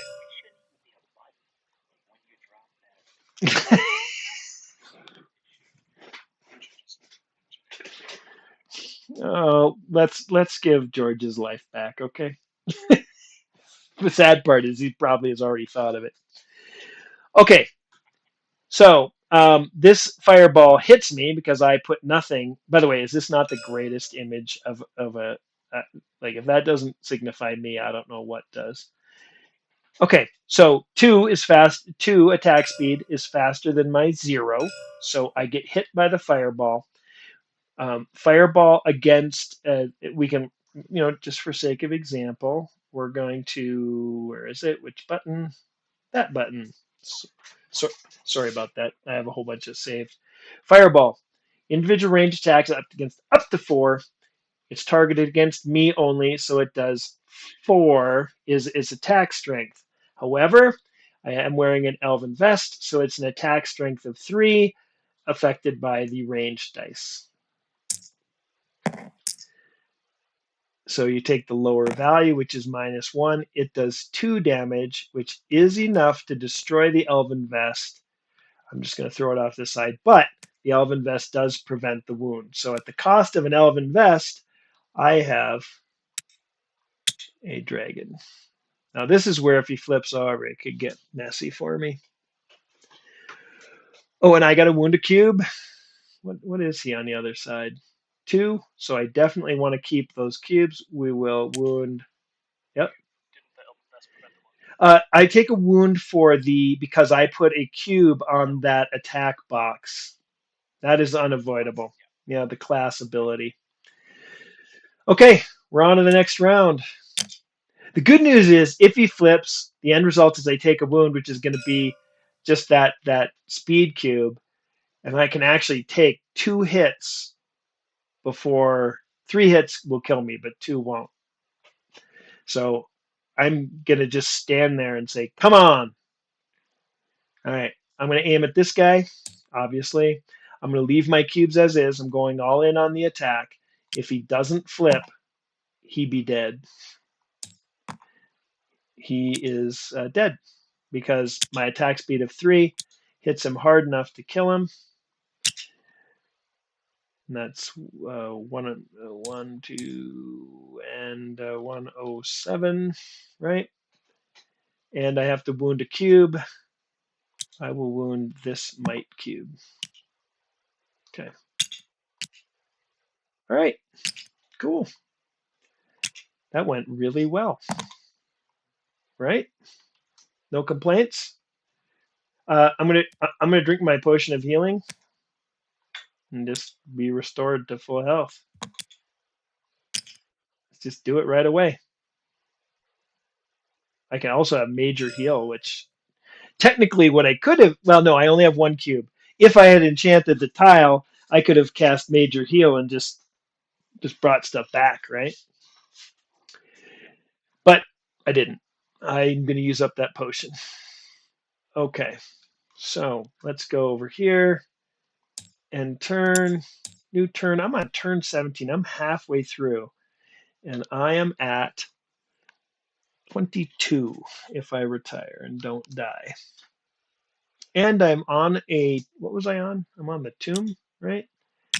And the tomb has not much left. 3. Enough for me to keep at it, though. Okay. Do I have the Cola of the Horus Eye equipped? Yes, I do. I'm going to look at the top treasure, mainly because I don't. If I did see it before, I didn't remember. Oh, that's right. Yep. Okay.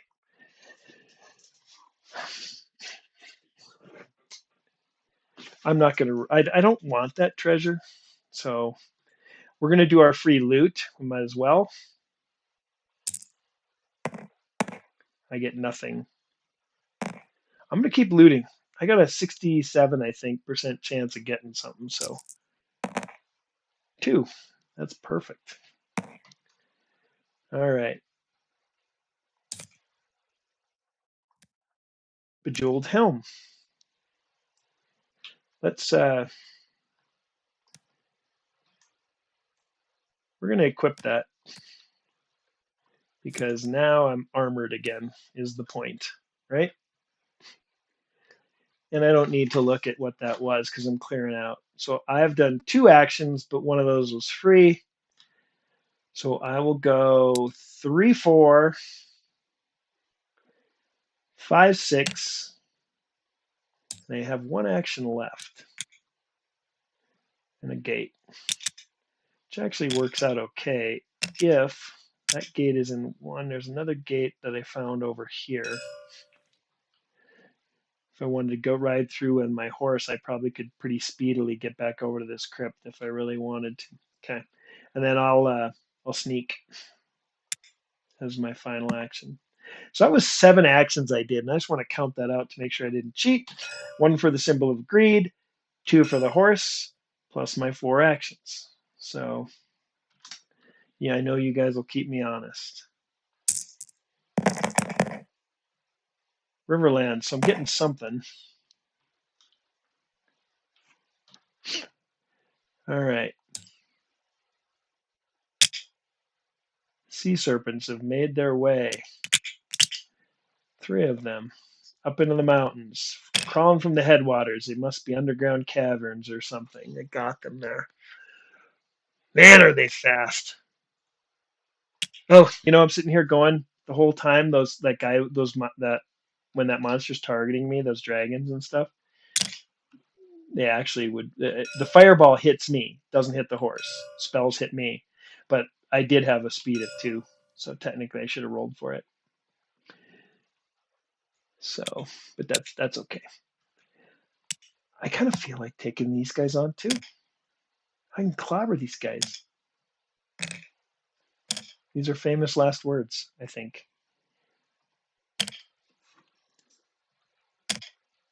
I am open to advice.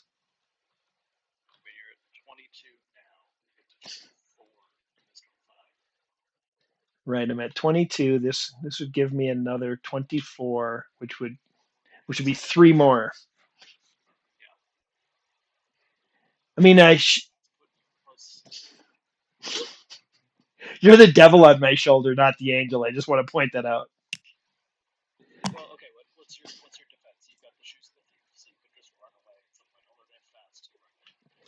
They're threes. Like I need. But no, I can run away if they don't kill my horse. The problem is these guys go against my horse if they hit me. So melee attacks always go against the horse unless it's a hero and you're playing player versus player and they aim. Ranged attacks and spells, targeted spells, always go against the person, the rider. So that fireball hits me, not my horse. Is kind of the important piece of that. Um,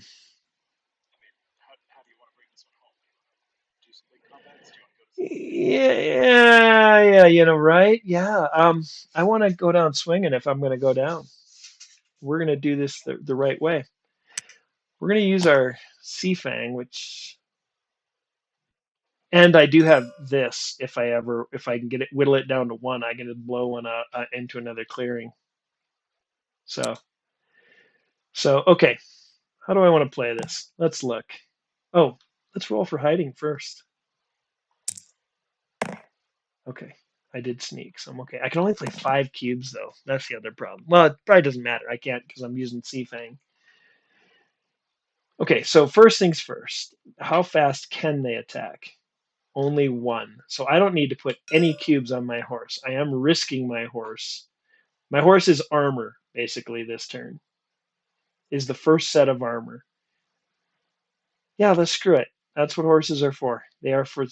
I think that's very Tolkien-esque, right? That the sea monster wants to eat the horse, right?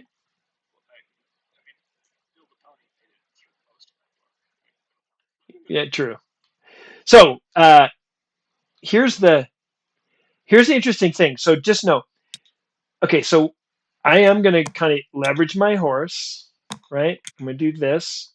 I am going to put 1 cube on there, and the reason that matters is if the sea serpent kills my light horse, one of them does. The rules are these cubes just get moved over to my card if there's room for them, and it continues. So I would go from a speed of 3 to a speed of 1. Where if I left it off because well I don't need it, I would go from a speed of 2 to a speed of 0. So that kind of simulates the fact that the horse died. You kind of tumble off your horse. How prepared were you for the landing? Is what that's supposed to represent. Um, all right, so that's what we're going to do, and that will kill whatever I hit. And I'm going first on my attack. Okay, we'll just target the first guy, and let's end that previous combat. Let's start combat. Okay. Oh. Oh, of course he has it automated to remove all the cubes if you start combat. Of course he does. George, you're killing me. How amazing. George probably plays an entire game where he clicks under 50 times a game. What do you think? He just says it just does all the work for him. Okay, I'm targeting that first guy. I want him to flip. Oh yeah, baby. Okay. So I've targeted him. My attack is first, 3. 3 is faster than 0, so I hit this guy with a strength of 3 minus 1 for armor, which kills that sea serpent. And I get 8 more. This guy, it's actually this guy, is the next attack of 1 versus 0. So this sea serpent goes next. 1 is not faster than the 3 I have with my horse. So I just don't want to roll 2 hit symbols. So it's a miss. And then this guy, again, I don't want to roll 2 hit symbols. And that's a miss. This is working out great. I'm going to aim at this guy because it's more likely that he has a 0 speed than him. And I'm going to leave my cubes as is, right? So we'll go to the next round. George does not have where it removes my cube. That's good. Nobody flips. My attack speed of 3 is first, so this guy's dead. And I am there. And now does that sea serpent kill my horse? No. Amazing. Okay, now is where it gets a little messy because I have to roll to hit too if he doesn't flip. So I'm going to aim for that. I'm just going to keep it as is. And so I do have to roll to hit. So, and I probably should explain that for people who haven't played that much. There's 3 against 3 at 3 maneuver speed, so it's not an automatic hit. I have to roll, and that gets it. So the worst result is roll if equal. My attack speed of 3 is equal to its maneuver speed of 3, and we killed 3 sea serpents without breaking a sweat. Who talked me into that? The angel on my shoulder, I tell you. Okay, cool. So let's end combat. And sure enough, it removes all the cubes. That's pretty darn cool. That's really cool. That is impressive. And you think about it, he programmed that and then had it recognize the context of what color I'm playing, which means it does it, it works differently on 6 different. That's just ridiculous. All hail George. All right. Your turn. Come on. Okay. Well, I think I need to take the circuitous route there, don't you think? 1, 2, 3.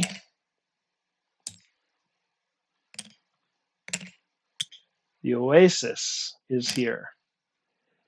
So we grab another token. Number 1. Terrace is in 2.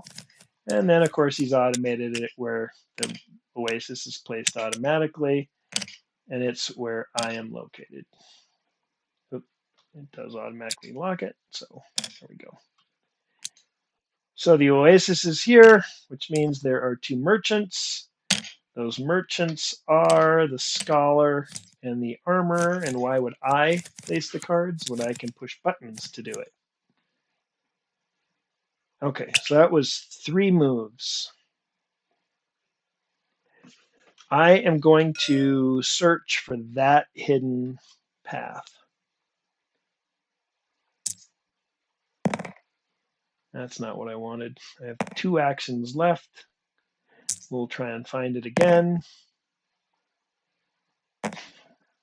The oasis are the nomads, most likely, who are keen on wisdom. Of course, I did not. I unequipped that doohickey, but we're gonna roll. We're gonna search. We're not gonna sneak or hide or sneak or alert. That doesn't look good. Gosh, I could tell that was gonna be a failure right away. All right, let's roll the dice of misery. Desert clearing, great. I didn't even look at what monsters would come.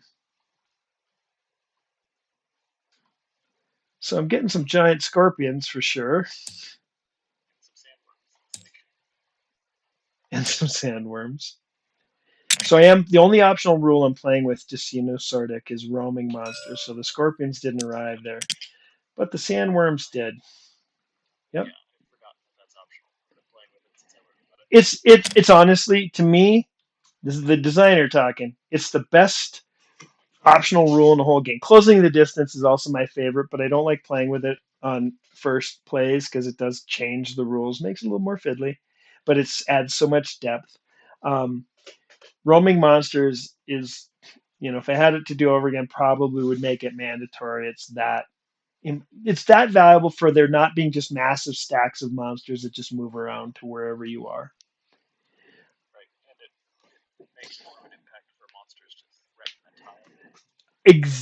Yes,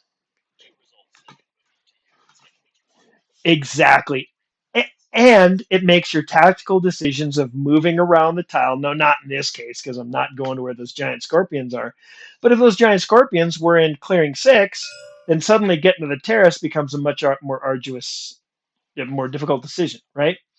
Um, as I said earlier in this recording, that too is a George idea. All right, let's see if I'm even hidden. I bet you not. Nope. I am fighting the sandworms with 5 cubes. So let's look at these. 3, which means my Sea Fang doesn't kill them outright. In order to kill them, I would have to play 3 cubes here, which means I only have an attack speed of 2. Well, let's see what I want to do here. Okay, so if I do that, I one hit them. 2 and 2, and my horse is going down, isn't he?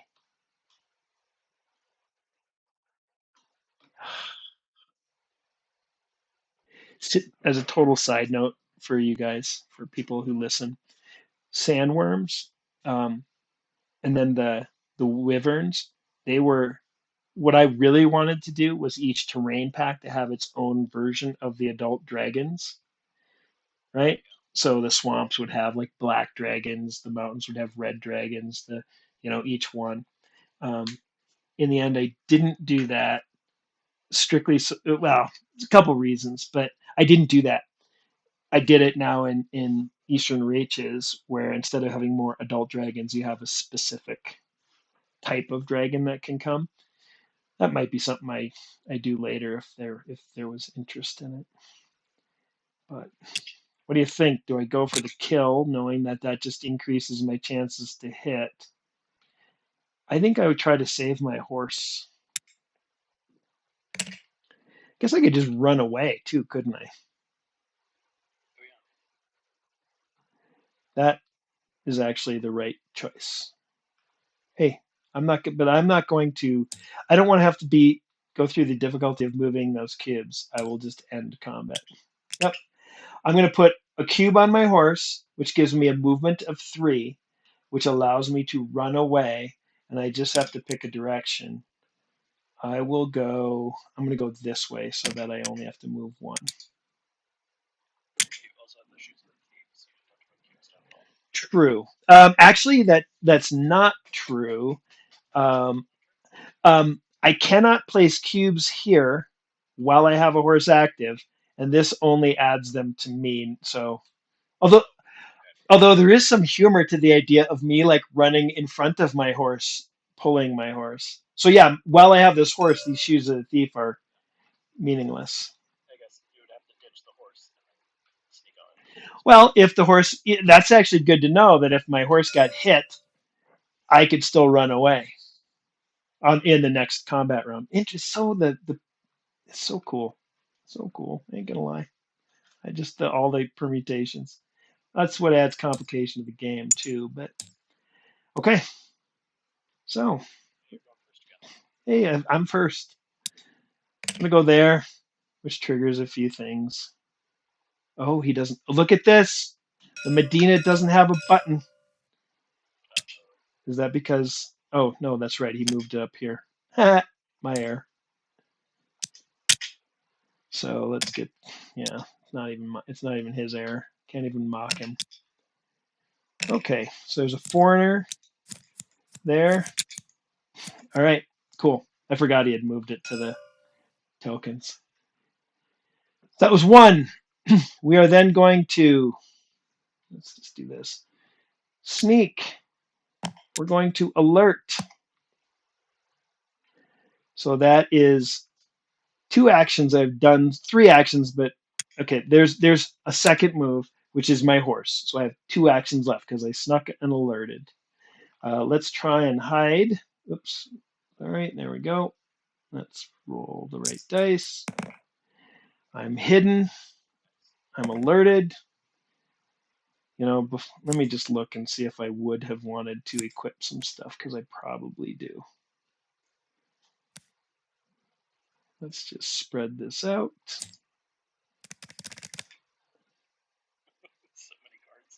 I know I haven't made it to. Oh, well, clearly one thing I want to do. No, I want the bejeweled helm. Do I want to put on something I don't mind getting destroyed?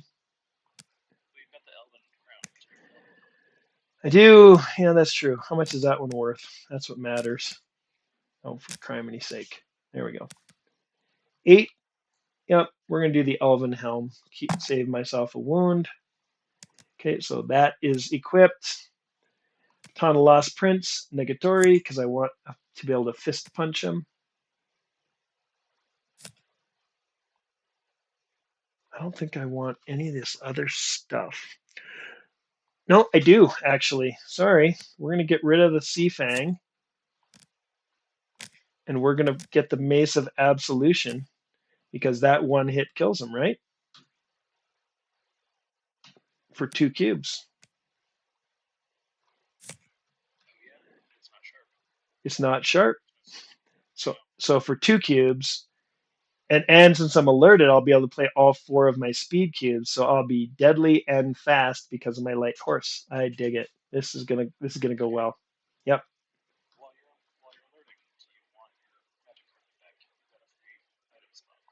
Yeah, true. Why not, right? Because I don't need the spell scroll. Right. Yes, I'm doing this in a very inefficient way, and I accept that.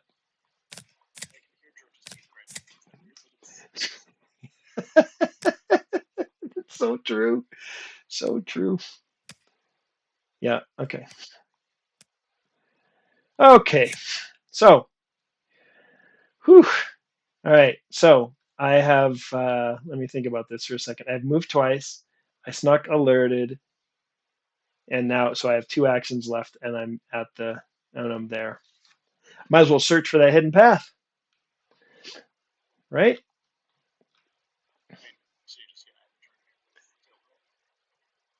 No, I succeeded. Oh, yes. Thank you for your mockery. There we go, buddy. What are you talking about? I'm disappointed. I find your lack of faith disturbing.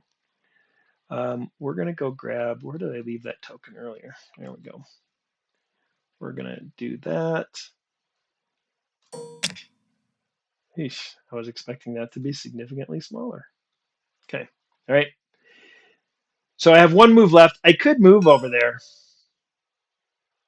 Just getting me closer to the treasure and worry about killing these guys later. I don't take damage. What do you think are the chances? I get fairly good that they move to me anyway. And I kind of want natives to appear there. So, yep, I'm going to move. I'm going to do it. All right. Summon roll. Yep, they all move to me. So I matched a symbol that matches the sandworms, or so matches the tile. So all the monsters move. Dink, dink, dink. And I get some more. I don't think I'm going to be fighting these guys, although I do have to roll to stay hidden. Now's when I fail. Nope, I got it. The reality is I just run away. Right. Yeah, interesting. So interesting. Okay. That horse is just a game changer for me right now. Turn 20. Oh yeah, shoot, I did. Let's. You're right. I would have summoned, which is kind of the point. Well, those guys are all in this oasis clearing right now. Yep, it's everybody. Now the decision becomes: do I go to the terrace or do I run back to the cell sword, sell stuff to the probably doesn't matter scholar, hire some guys. We should probably take a moment to just see what they care about. It was the Bashkers are there. Any one-time use treasures. I can get some good stuff. That's pretty juicy. The soldiers, any treasure of the lost prince. I have the baton of the lost prince, do I not? Right? And the nomads. Any treasure with a red backpack on it.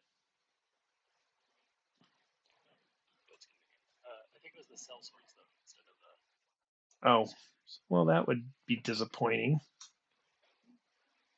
It is the cell swords. Yeah, I know, right? I was all excited. Any three treasures. Any three treasures or items. Something tells me I need to go spend a little time there. Right? I mean, okay. So let's this is good. This will show kind of how civilization locations work too. Because I don't think I need to go to the terrace necessarily. The problem is that these monsters are probably possibly, strongly possibly, going to move here. Right? So we're gonna go one into the cesspool. What are the things these guys respect? Wisdom, they're my friends. Cunning, they're not my friends. And charisma, they like me even less. I think. Maybe yeah, actually, charisma is my lowest attribute. I'm looking here. If I grab a title from them. Yeah. So those are the guys I grab a title from first. That's a great point. We're like crowdsourcing the game here. I don't know the game very well, so you guys are really helping me out. Okay, so yeah, right. No, I think you're right though. That's very clever.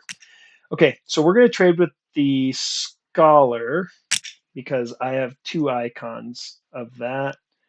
Let's go here. The scholar has these things. So this is my second action, right? Because I moved. It was my first. So let's do this. Oop.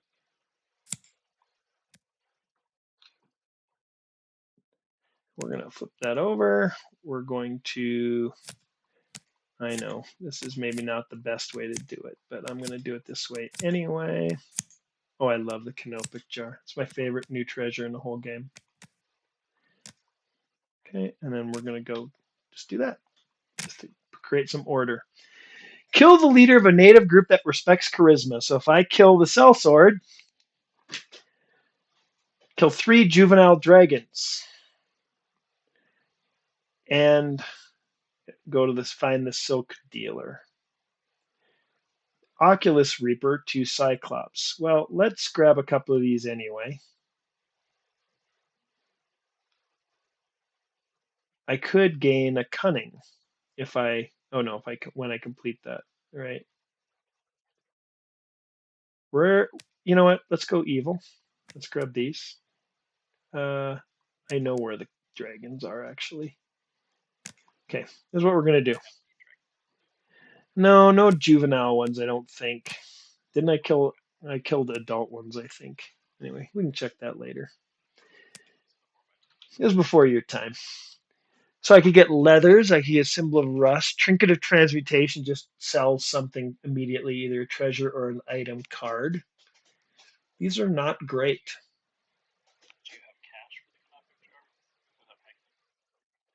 I will after I sell. Let's sell some stuff. Okay, so let's. God forbid I bring these down here. Let's do this. Okay, we're gonna do that.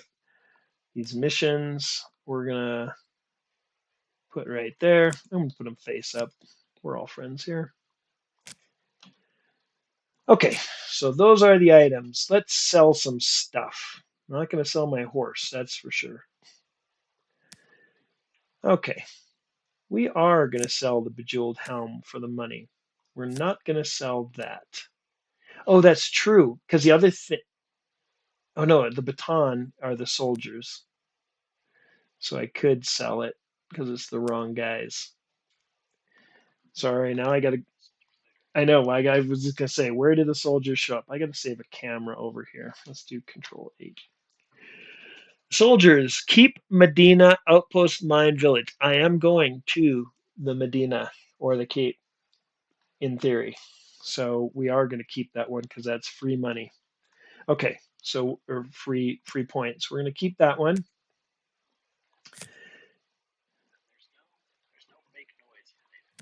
There's no make noise.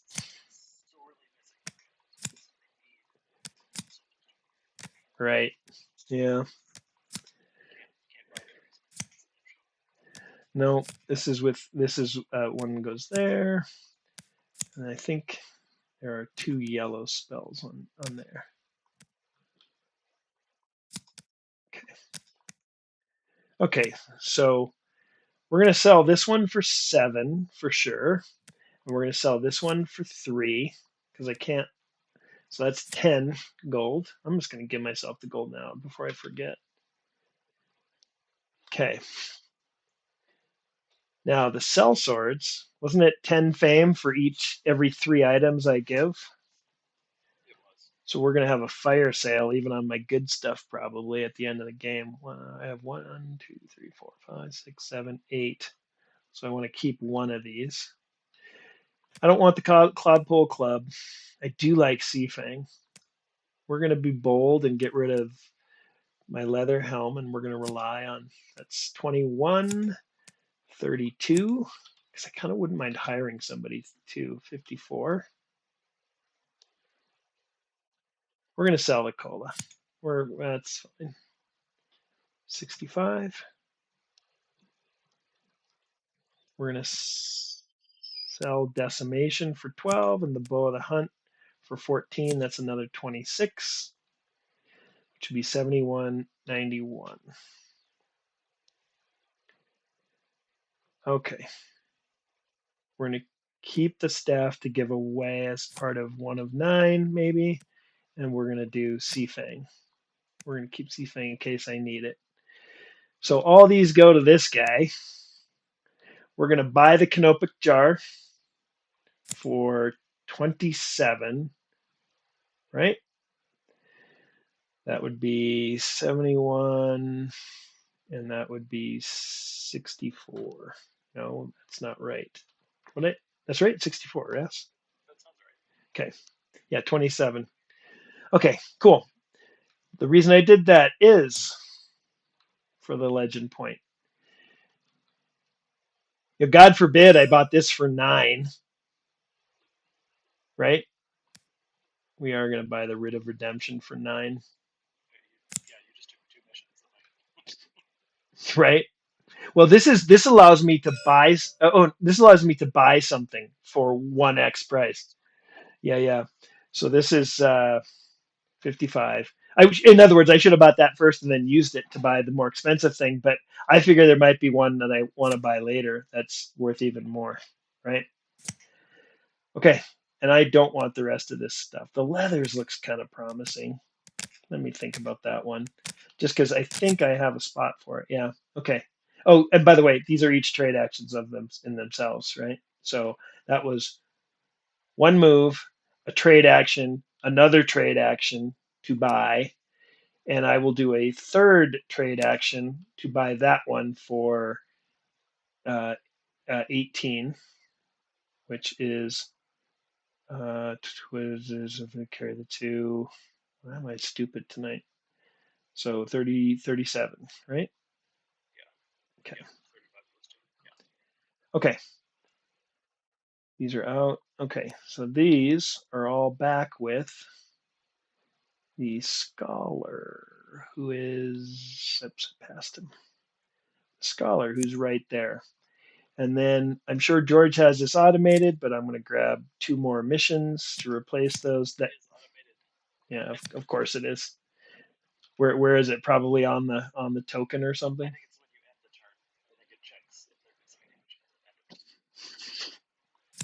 Fine. We're gonna do that, and we're gonna do that because it technically is at the end of the turn. I was just doing it because I'm not going to do any more trading, but that is fair enough.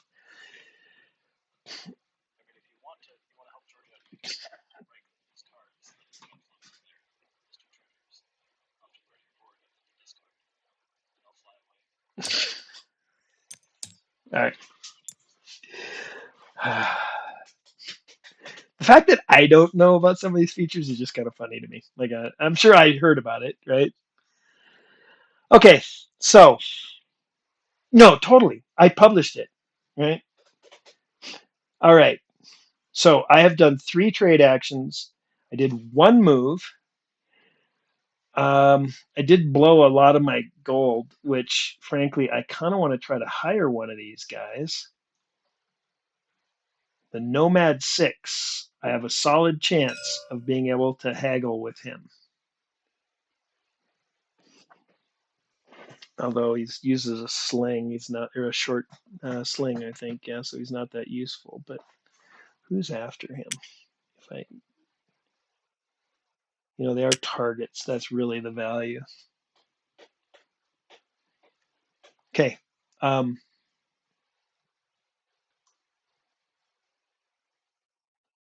I will try to hire the Nomad 6. Nomad 6. Okay, so just to show this card, price is 4x, so 16 gold. I could hire him outright, but I do want to haggle. I have 3 wisdom, and nomads respect wisdom. So as long as I don't roll a door or a 4, the price lowers by 1 factor. And I rolled a door. So not only the door. I did? What? What did I do? Oh, funny. Yes. Yeah, yeah, yeah. Right. So we got to roll for insults too. Okay. So I failed. I have. Oh, I'm stupid. I don't have any actions left because I did 3 trades and a hire, which means all I have left is a move. So now I got to get out of Dodge because I don't want to be here and have all of these rolling for insults and maybe the monsters would come and scare them away. But okay, so that's fine. Summon roll. Monsters return, so all those go away. That's the thing. But there will be some guys coming to the Medina, maybe. So let's go back there. And this is where George's buttons become so handy because return, return, return, return, return.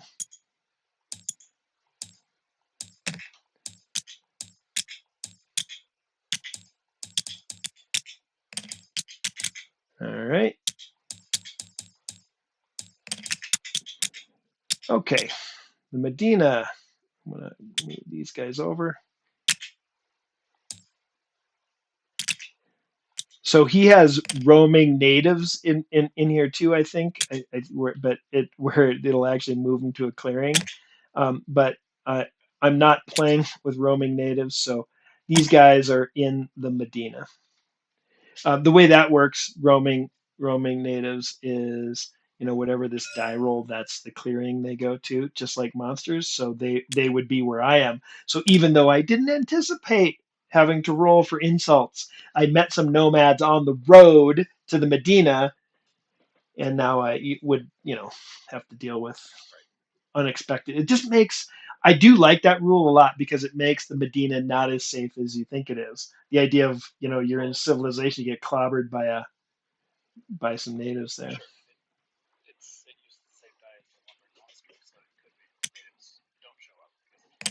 That's right. Great example in the rippled expanse, that's not what happens. So very cool. All right. Well, the part that sucks is the guys I was going to hire are now further away. Uh, do I run back to the terrace now all over again? That'd be 1, 2, 3. Yep. All right. We're gonna be greedy. Okay. Let's go reset the turn. Oh, yep. It filled the scholar with missions. That's so cool. All right. I wonder how many times, if George watches this video, he's going to go, "Oh no, you don't have to do that," like think in his mind, and then we discover it later. 1, 2, 3 to the terrace. Only one of those counted against me, so I have 3 actions left. We are going to search for the terrace. We are going to search for the terrace. I have 2 actions left. And now I'm going to die because I am going to search for the terrace again. My final action. All right, I got it. All right. 28. I'm so close. This is usually when you die, right? I think I benefited from that cocked die. Okay. No monsters, I don't think. All right. Cool. All right. Oh, yeah, right. Sorry. I got to do that, right? The Bashkers are back, which is good because the Bashkers are looking for any one-time use. Of course, I gave them all away, didn't I? I sold them all, didn't I? I only had one, I guess. Shekel of the Wind. Yeah, I got the so two. Yeah, it's like, the reason that the cost is so low is it's meant to be where you buy it so that you can use it, right? I mean, getting an LP is probably about the same, right? In reality. Okay, so what did I just say? I did 1, 2, 3 moves. I did a search. I did a couple of searches. I think I. Oh no, no, no. Sorry, we're at the end of the turn. Okay, end of turn. Oh, and then new turn. Actually, I think I did that already, didn't I? Because I was bragging about how it was filling this up. Let me think for a second. Because I did that. Nope, nope. This is right. It doesn't matter. It doesn't matter. We're gonna be done before. Huh? Sorry. I'm just wondering if I hit new turn and then you reminded me. But I'm 90% sure you're right. Doesn't matter. We are at the place. We have found it. I got a free loot. We're gonna free loot and get the fourth treasure. The fourth treasure in the terrace. A one-time use. Oh, look at that. This is actually really cool one-time use, because you can increase both a box and a speed for the duration of combat. That Yeah, we're gonna put that. Oops, we're gonna put that there. Oh, you know what? I also yeah, and we're gonna do that, and we're gonna put that into play. That's might save my butt a little bit. Okay, we're gonna loot again. 2. That feels good. That feels really good. because that is a deep. Oh, if I could find those soldiers, man, right? Uh, I'm not going to put it into play because I still want to be able to fist punch things. I'm going to leave these face up. Normally, just to be clear, actually, I'll flip face down just because I am doing a teaching game. But I do get that. So I am 4 fame away from an epic victory. Yeah, yeah, yeah, yeah. Details, details. Oh, I know. Oh, look at that. I got the first treasure. All right. So we're going to grab the top treasure. That is seriously underwhelming, which is kind of how the game goes sometimes. All right. How many treasures I got left? 3. And I have done 2 actions that count against my limit because I have that free loot.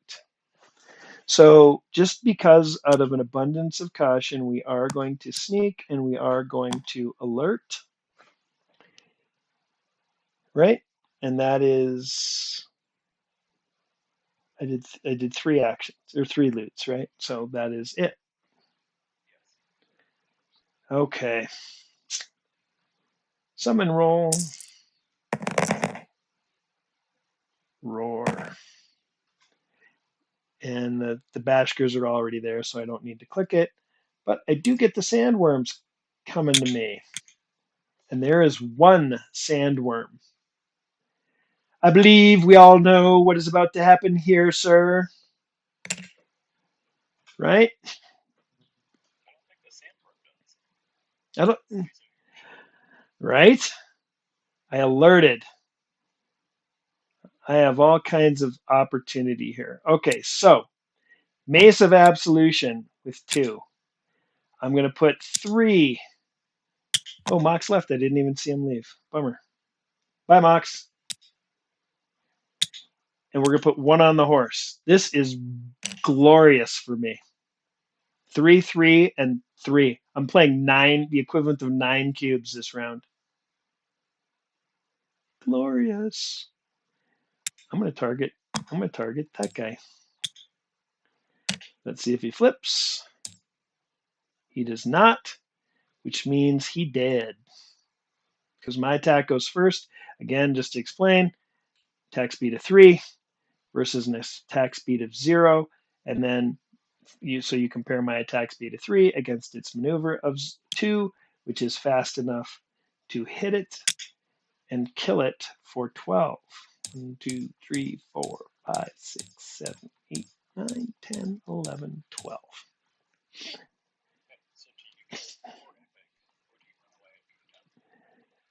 I'm going to run. Here's what I'm going to do. I'm going to show how missions, or sorry, how titles work. So I am going to make a run to town.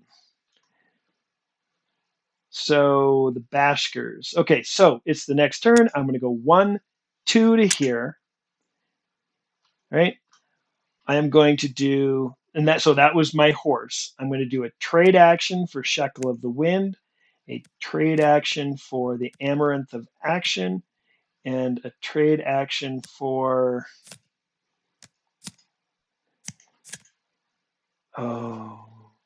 maybe I keep the Writ of Redemption, right?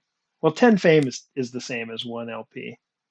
If I be an LP and 5 fame though. Okay, well we're going for legendary everything, so we're gonna do this. So we're gonna discard that, discard this. Now what I'm really doing is 2 trade actions to claim titles. So I'm gonna copy this and let's go over to the Bashkers. I have claimed I have given them this, and I've given them this, which earns me 25 fame. I did it. So when you do a trade action, you can claim a title by removing the treasure listed from the game. So 2 one-time use. That's 25 more fame. I'm not going to click 25 times. 178 and another 5 is 186. Not 186. I think. Okay, so that was pretty juicy. Let's go back up there. Oops. What am I? How did that get there? Sorry, folks. My computer glitched for a moment. Okay, we're gonna go back here. So that is 1, 2, 3, 4 actions. I'm gonna go 5, 6, which is all my actions at this point. And again, I'm stupid. While I was at the terrace, I did have that symbol of greed. I should have done a free loot just to see if I got something. But again, I didn't, so shame on me. That's okay, though. We're doing well. Oh, I never did click on new turn. Okay, summon. All natives appear. So let's go back here, and all the natives appear. I don't think there are that many, though.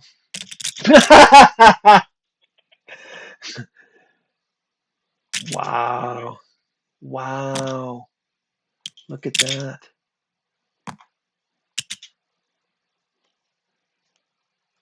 Look, it was. Yes, it was. It's a big old party. And I do want to retire there, so something tells me I will be doing a sneak this turn. Okay, this is glorious. I might spend 2 turns here just hiding, trying to. Okay, so new turn. Let's go back here. Let's go here. All those guys are here. So we're going to go 1. That's a free move because of my horse. The soldiers are looking for some things. So let's do those first. There's that. I did keep it, right? I did. Okay. So I'm going to do 2 trade actions. And again, because George added it, I'm going to discard this and discard this. What I really did is I traded them to the soldiers who are looking for any treasures of the Lost Prince. The subplot here is anything you want to make of it. In my head, it was the Lost Prince was killed, lost somewhere in this land, and his treasures have been scattered, and it heals the king when he gets them back. So I get 1 LP. Those might not be in the right spot, but yeah, there's some snap points that aren't quite right. But that gets me 2 LPs for 2 trade actions. That's pretty cool. Who else is there?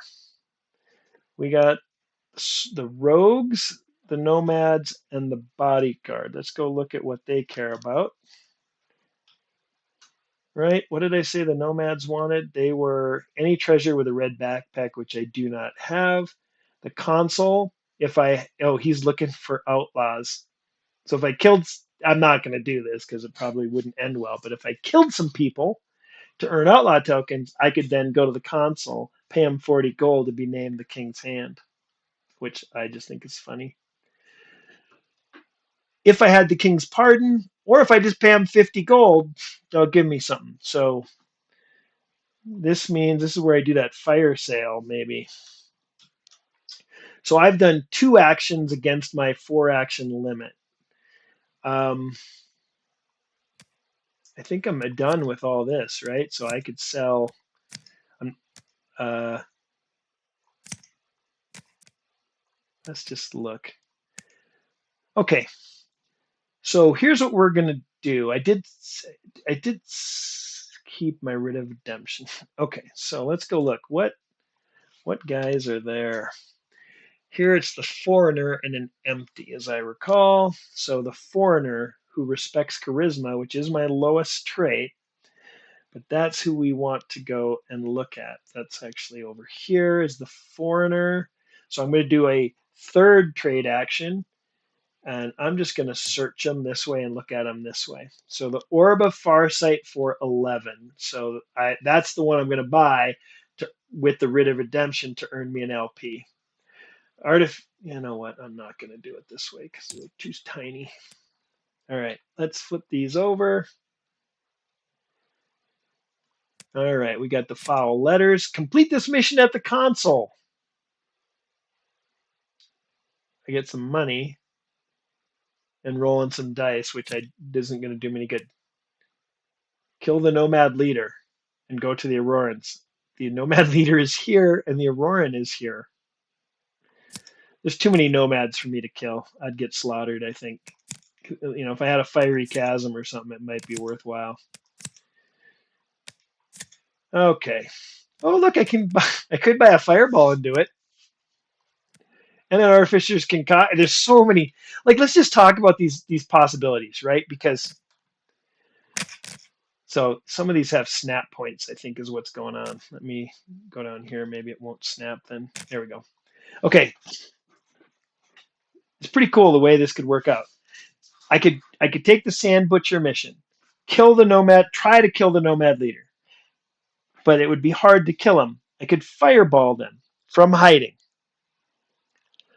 I could cast the Artificer's Concoction just at the Nomad leader from hiding. That's too funny,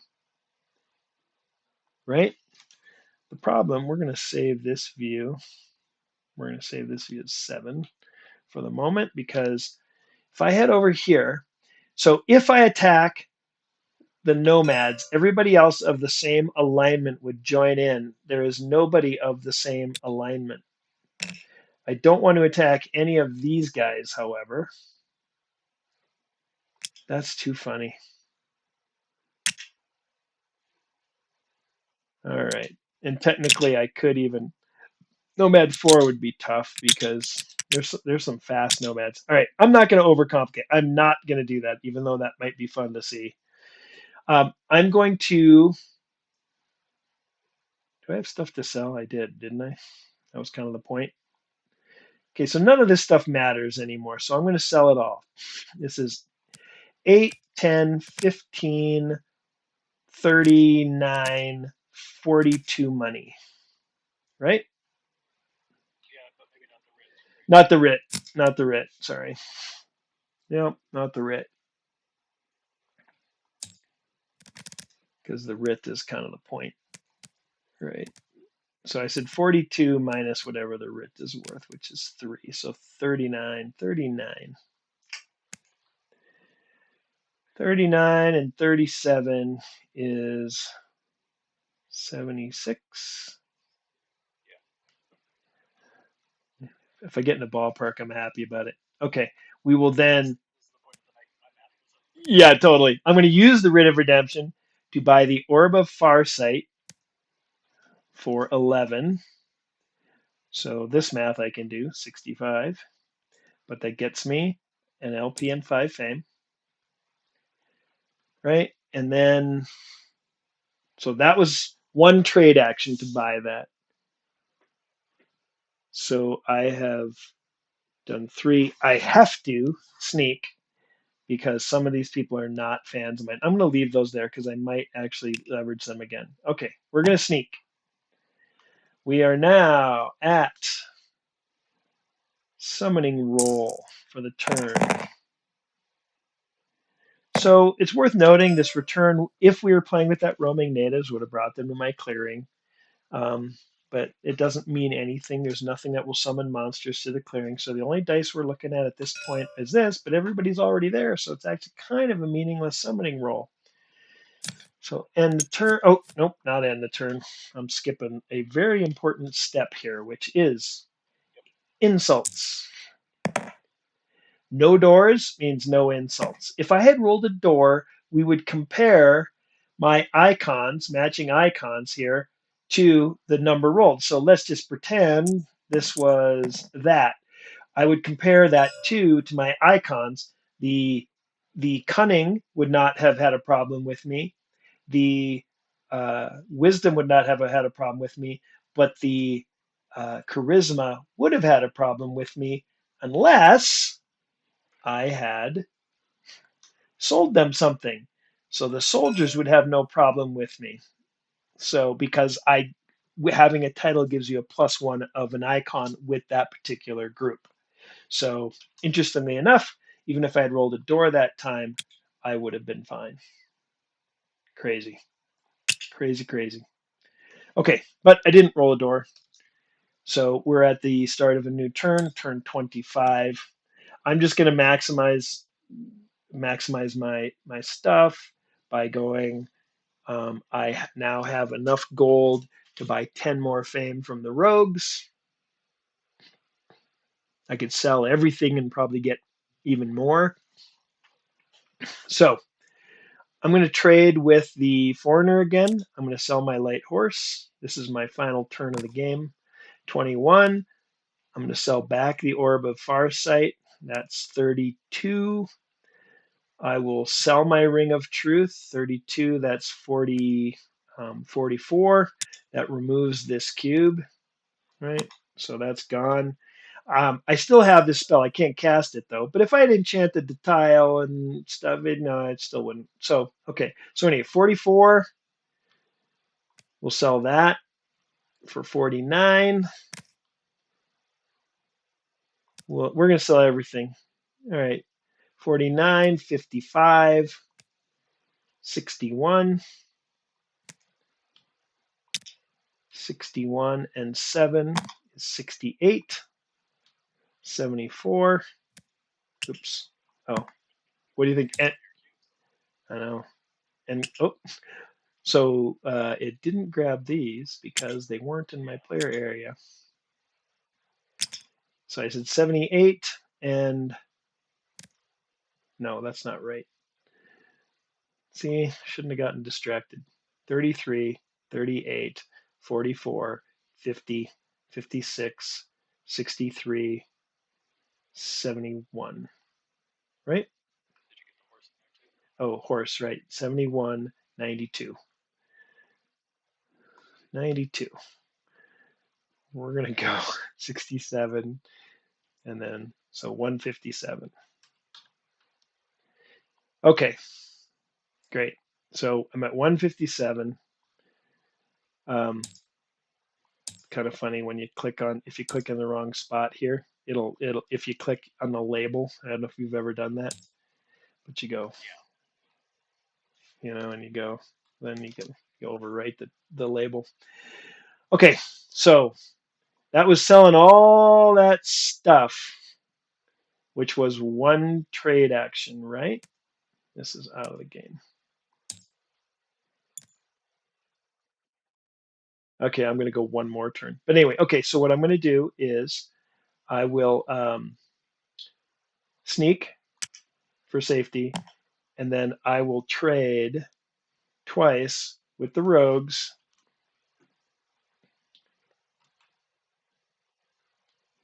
Plink, plink. Wrong one. Yes, if to claim 2 LPs. All right. Let's again, I don't think the summoning roll matters because everybody's already there and there's no red backpack treasures that could summon monsters, but I do need to roll for insults. I just don't want doors. So I'm fine. We're going to go end the turn. We are going to do one more turn because I am going to trade one more time with the rogues for sake of completeness. Okay, I do that. Oops, that's the wrong one. It's the rogues, which gets me one more LP. I will sneak and I will alert. Ready to fist pump or fist punch in the face anyone who messes with me. We summon the only thing that could derail my plans, which is always a possibility, right? Oops, I shouldn't have ended the turn, but that's fine. Is are they insulted? Okay, so a 2. Anybody, so again, this is anybody with, so the cunning ones are okay with me, the wisdom ones are okay with me, the charisma ones are okay with me, unless I've, or are not okay with me unless I've got a title with them, and I do have a title with the soldiers, so that gives me a bonus of 1 icon. So no one has a problem with me, and I retire.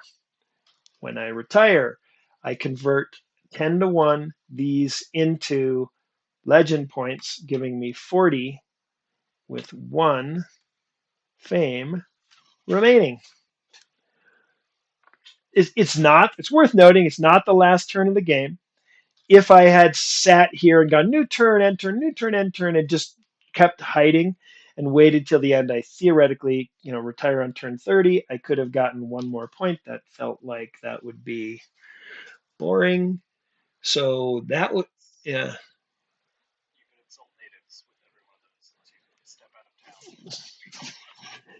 that's a great point, right? You just probably step out of town, you just go, and then you move back in.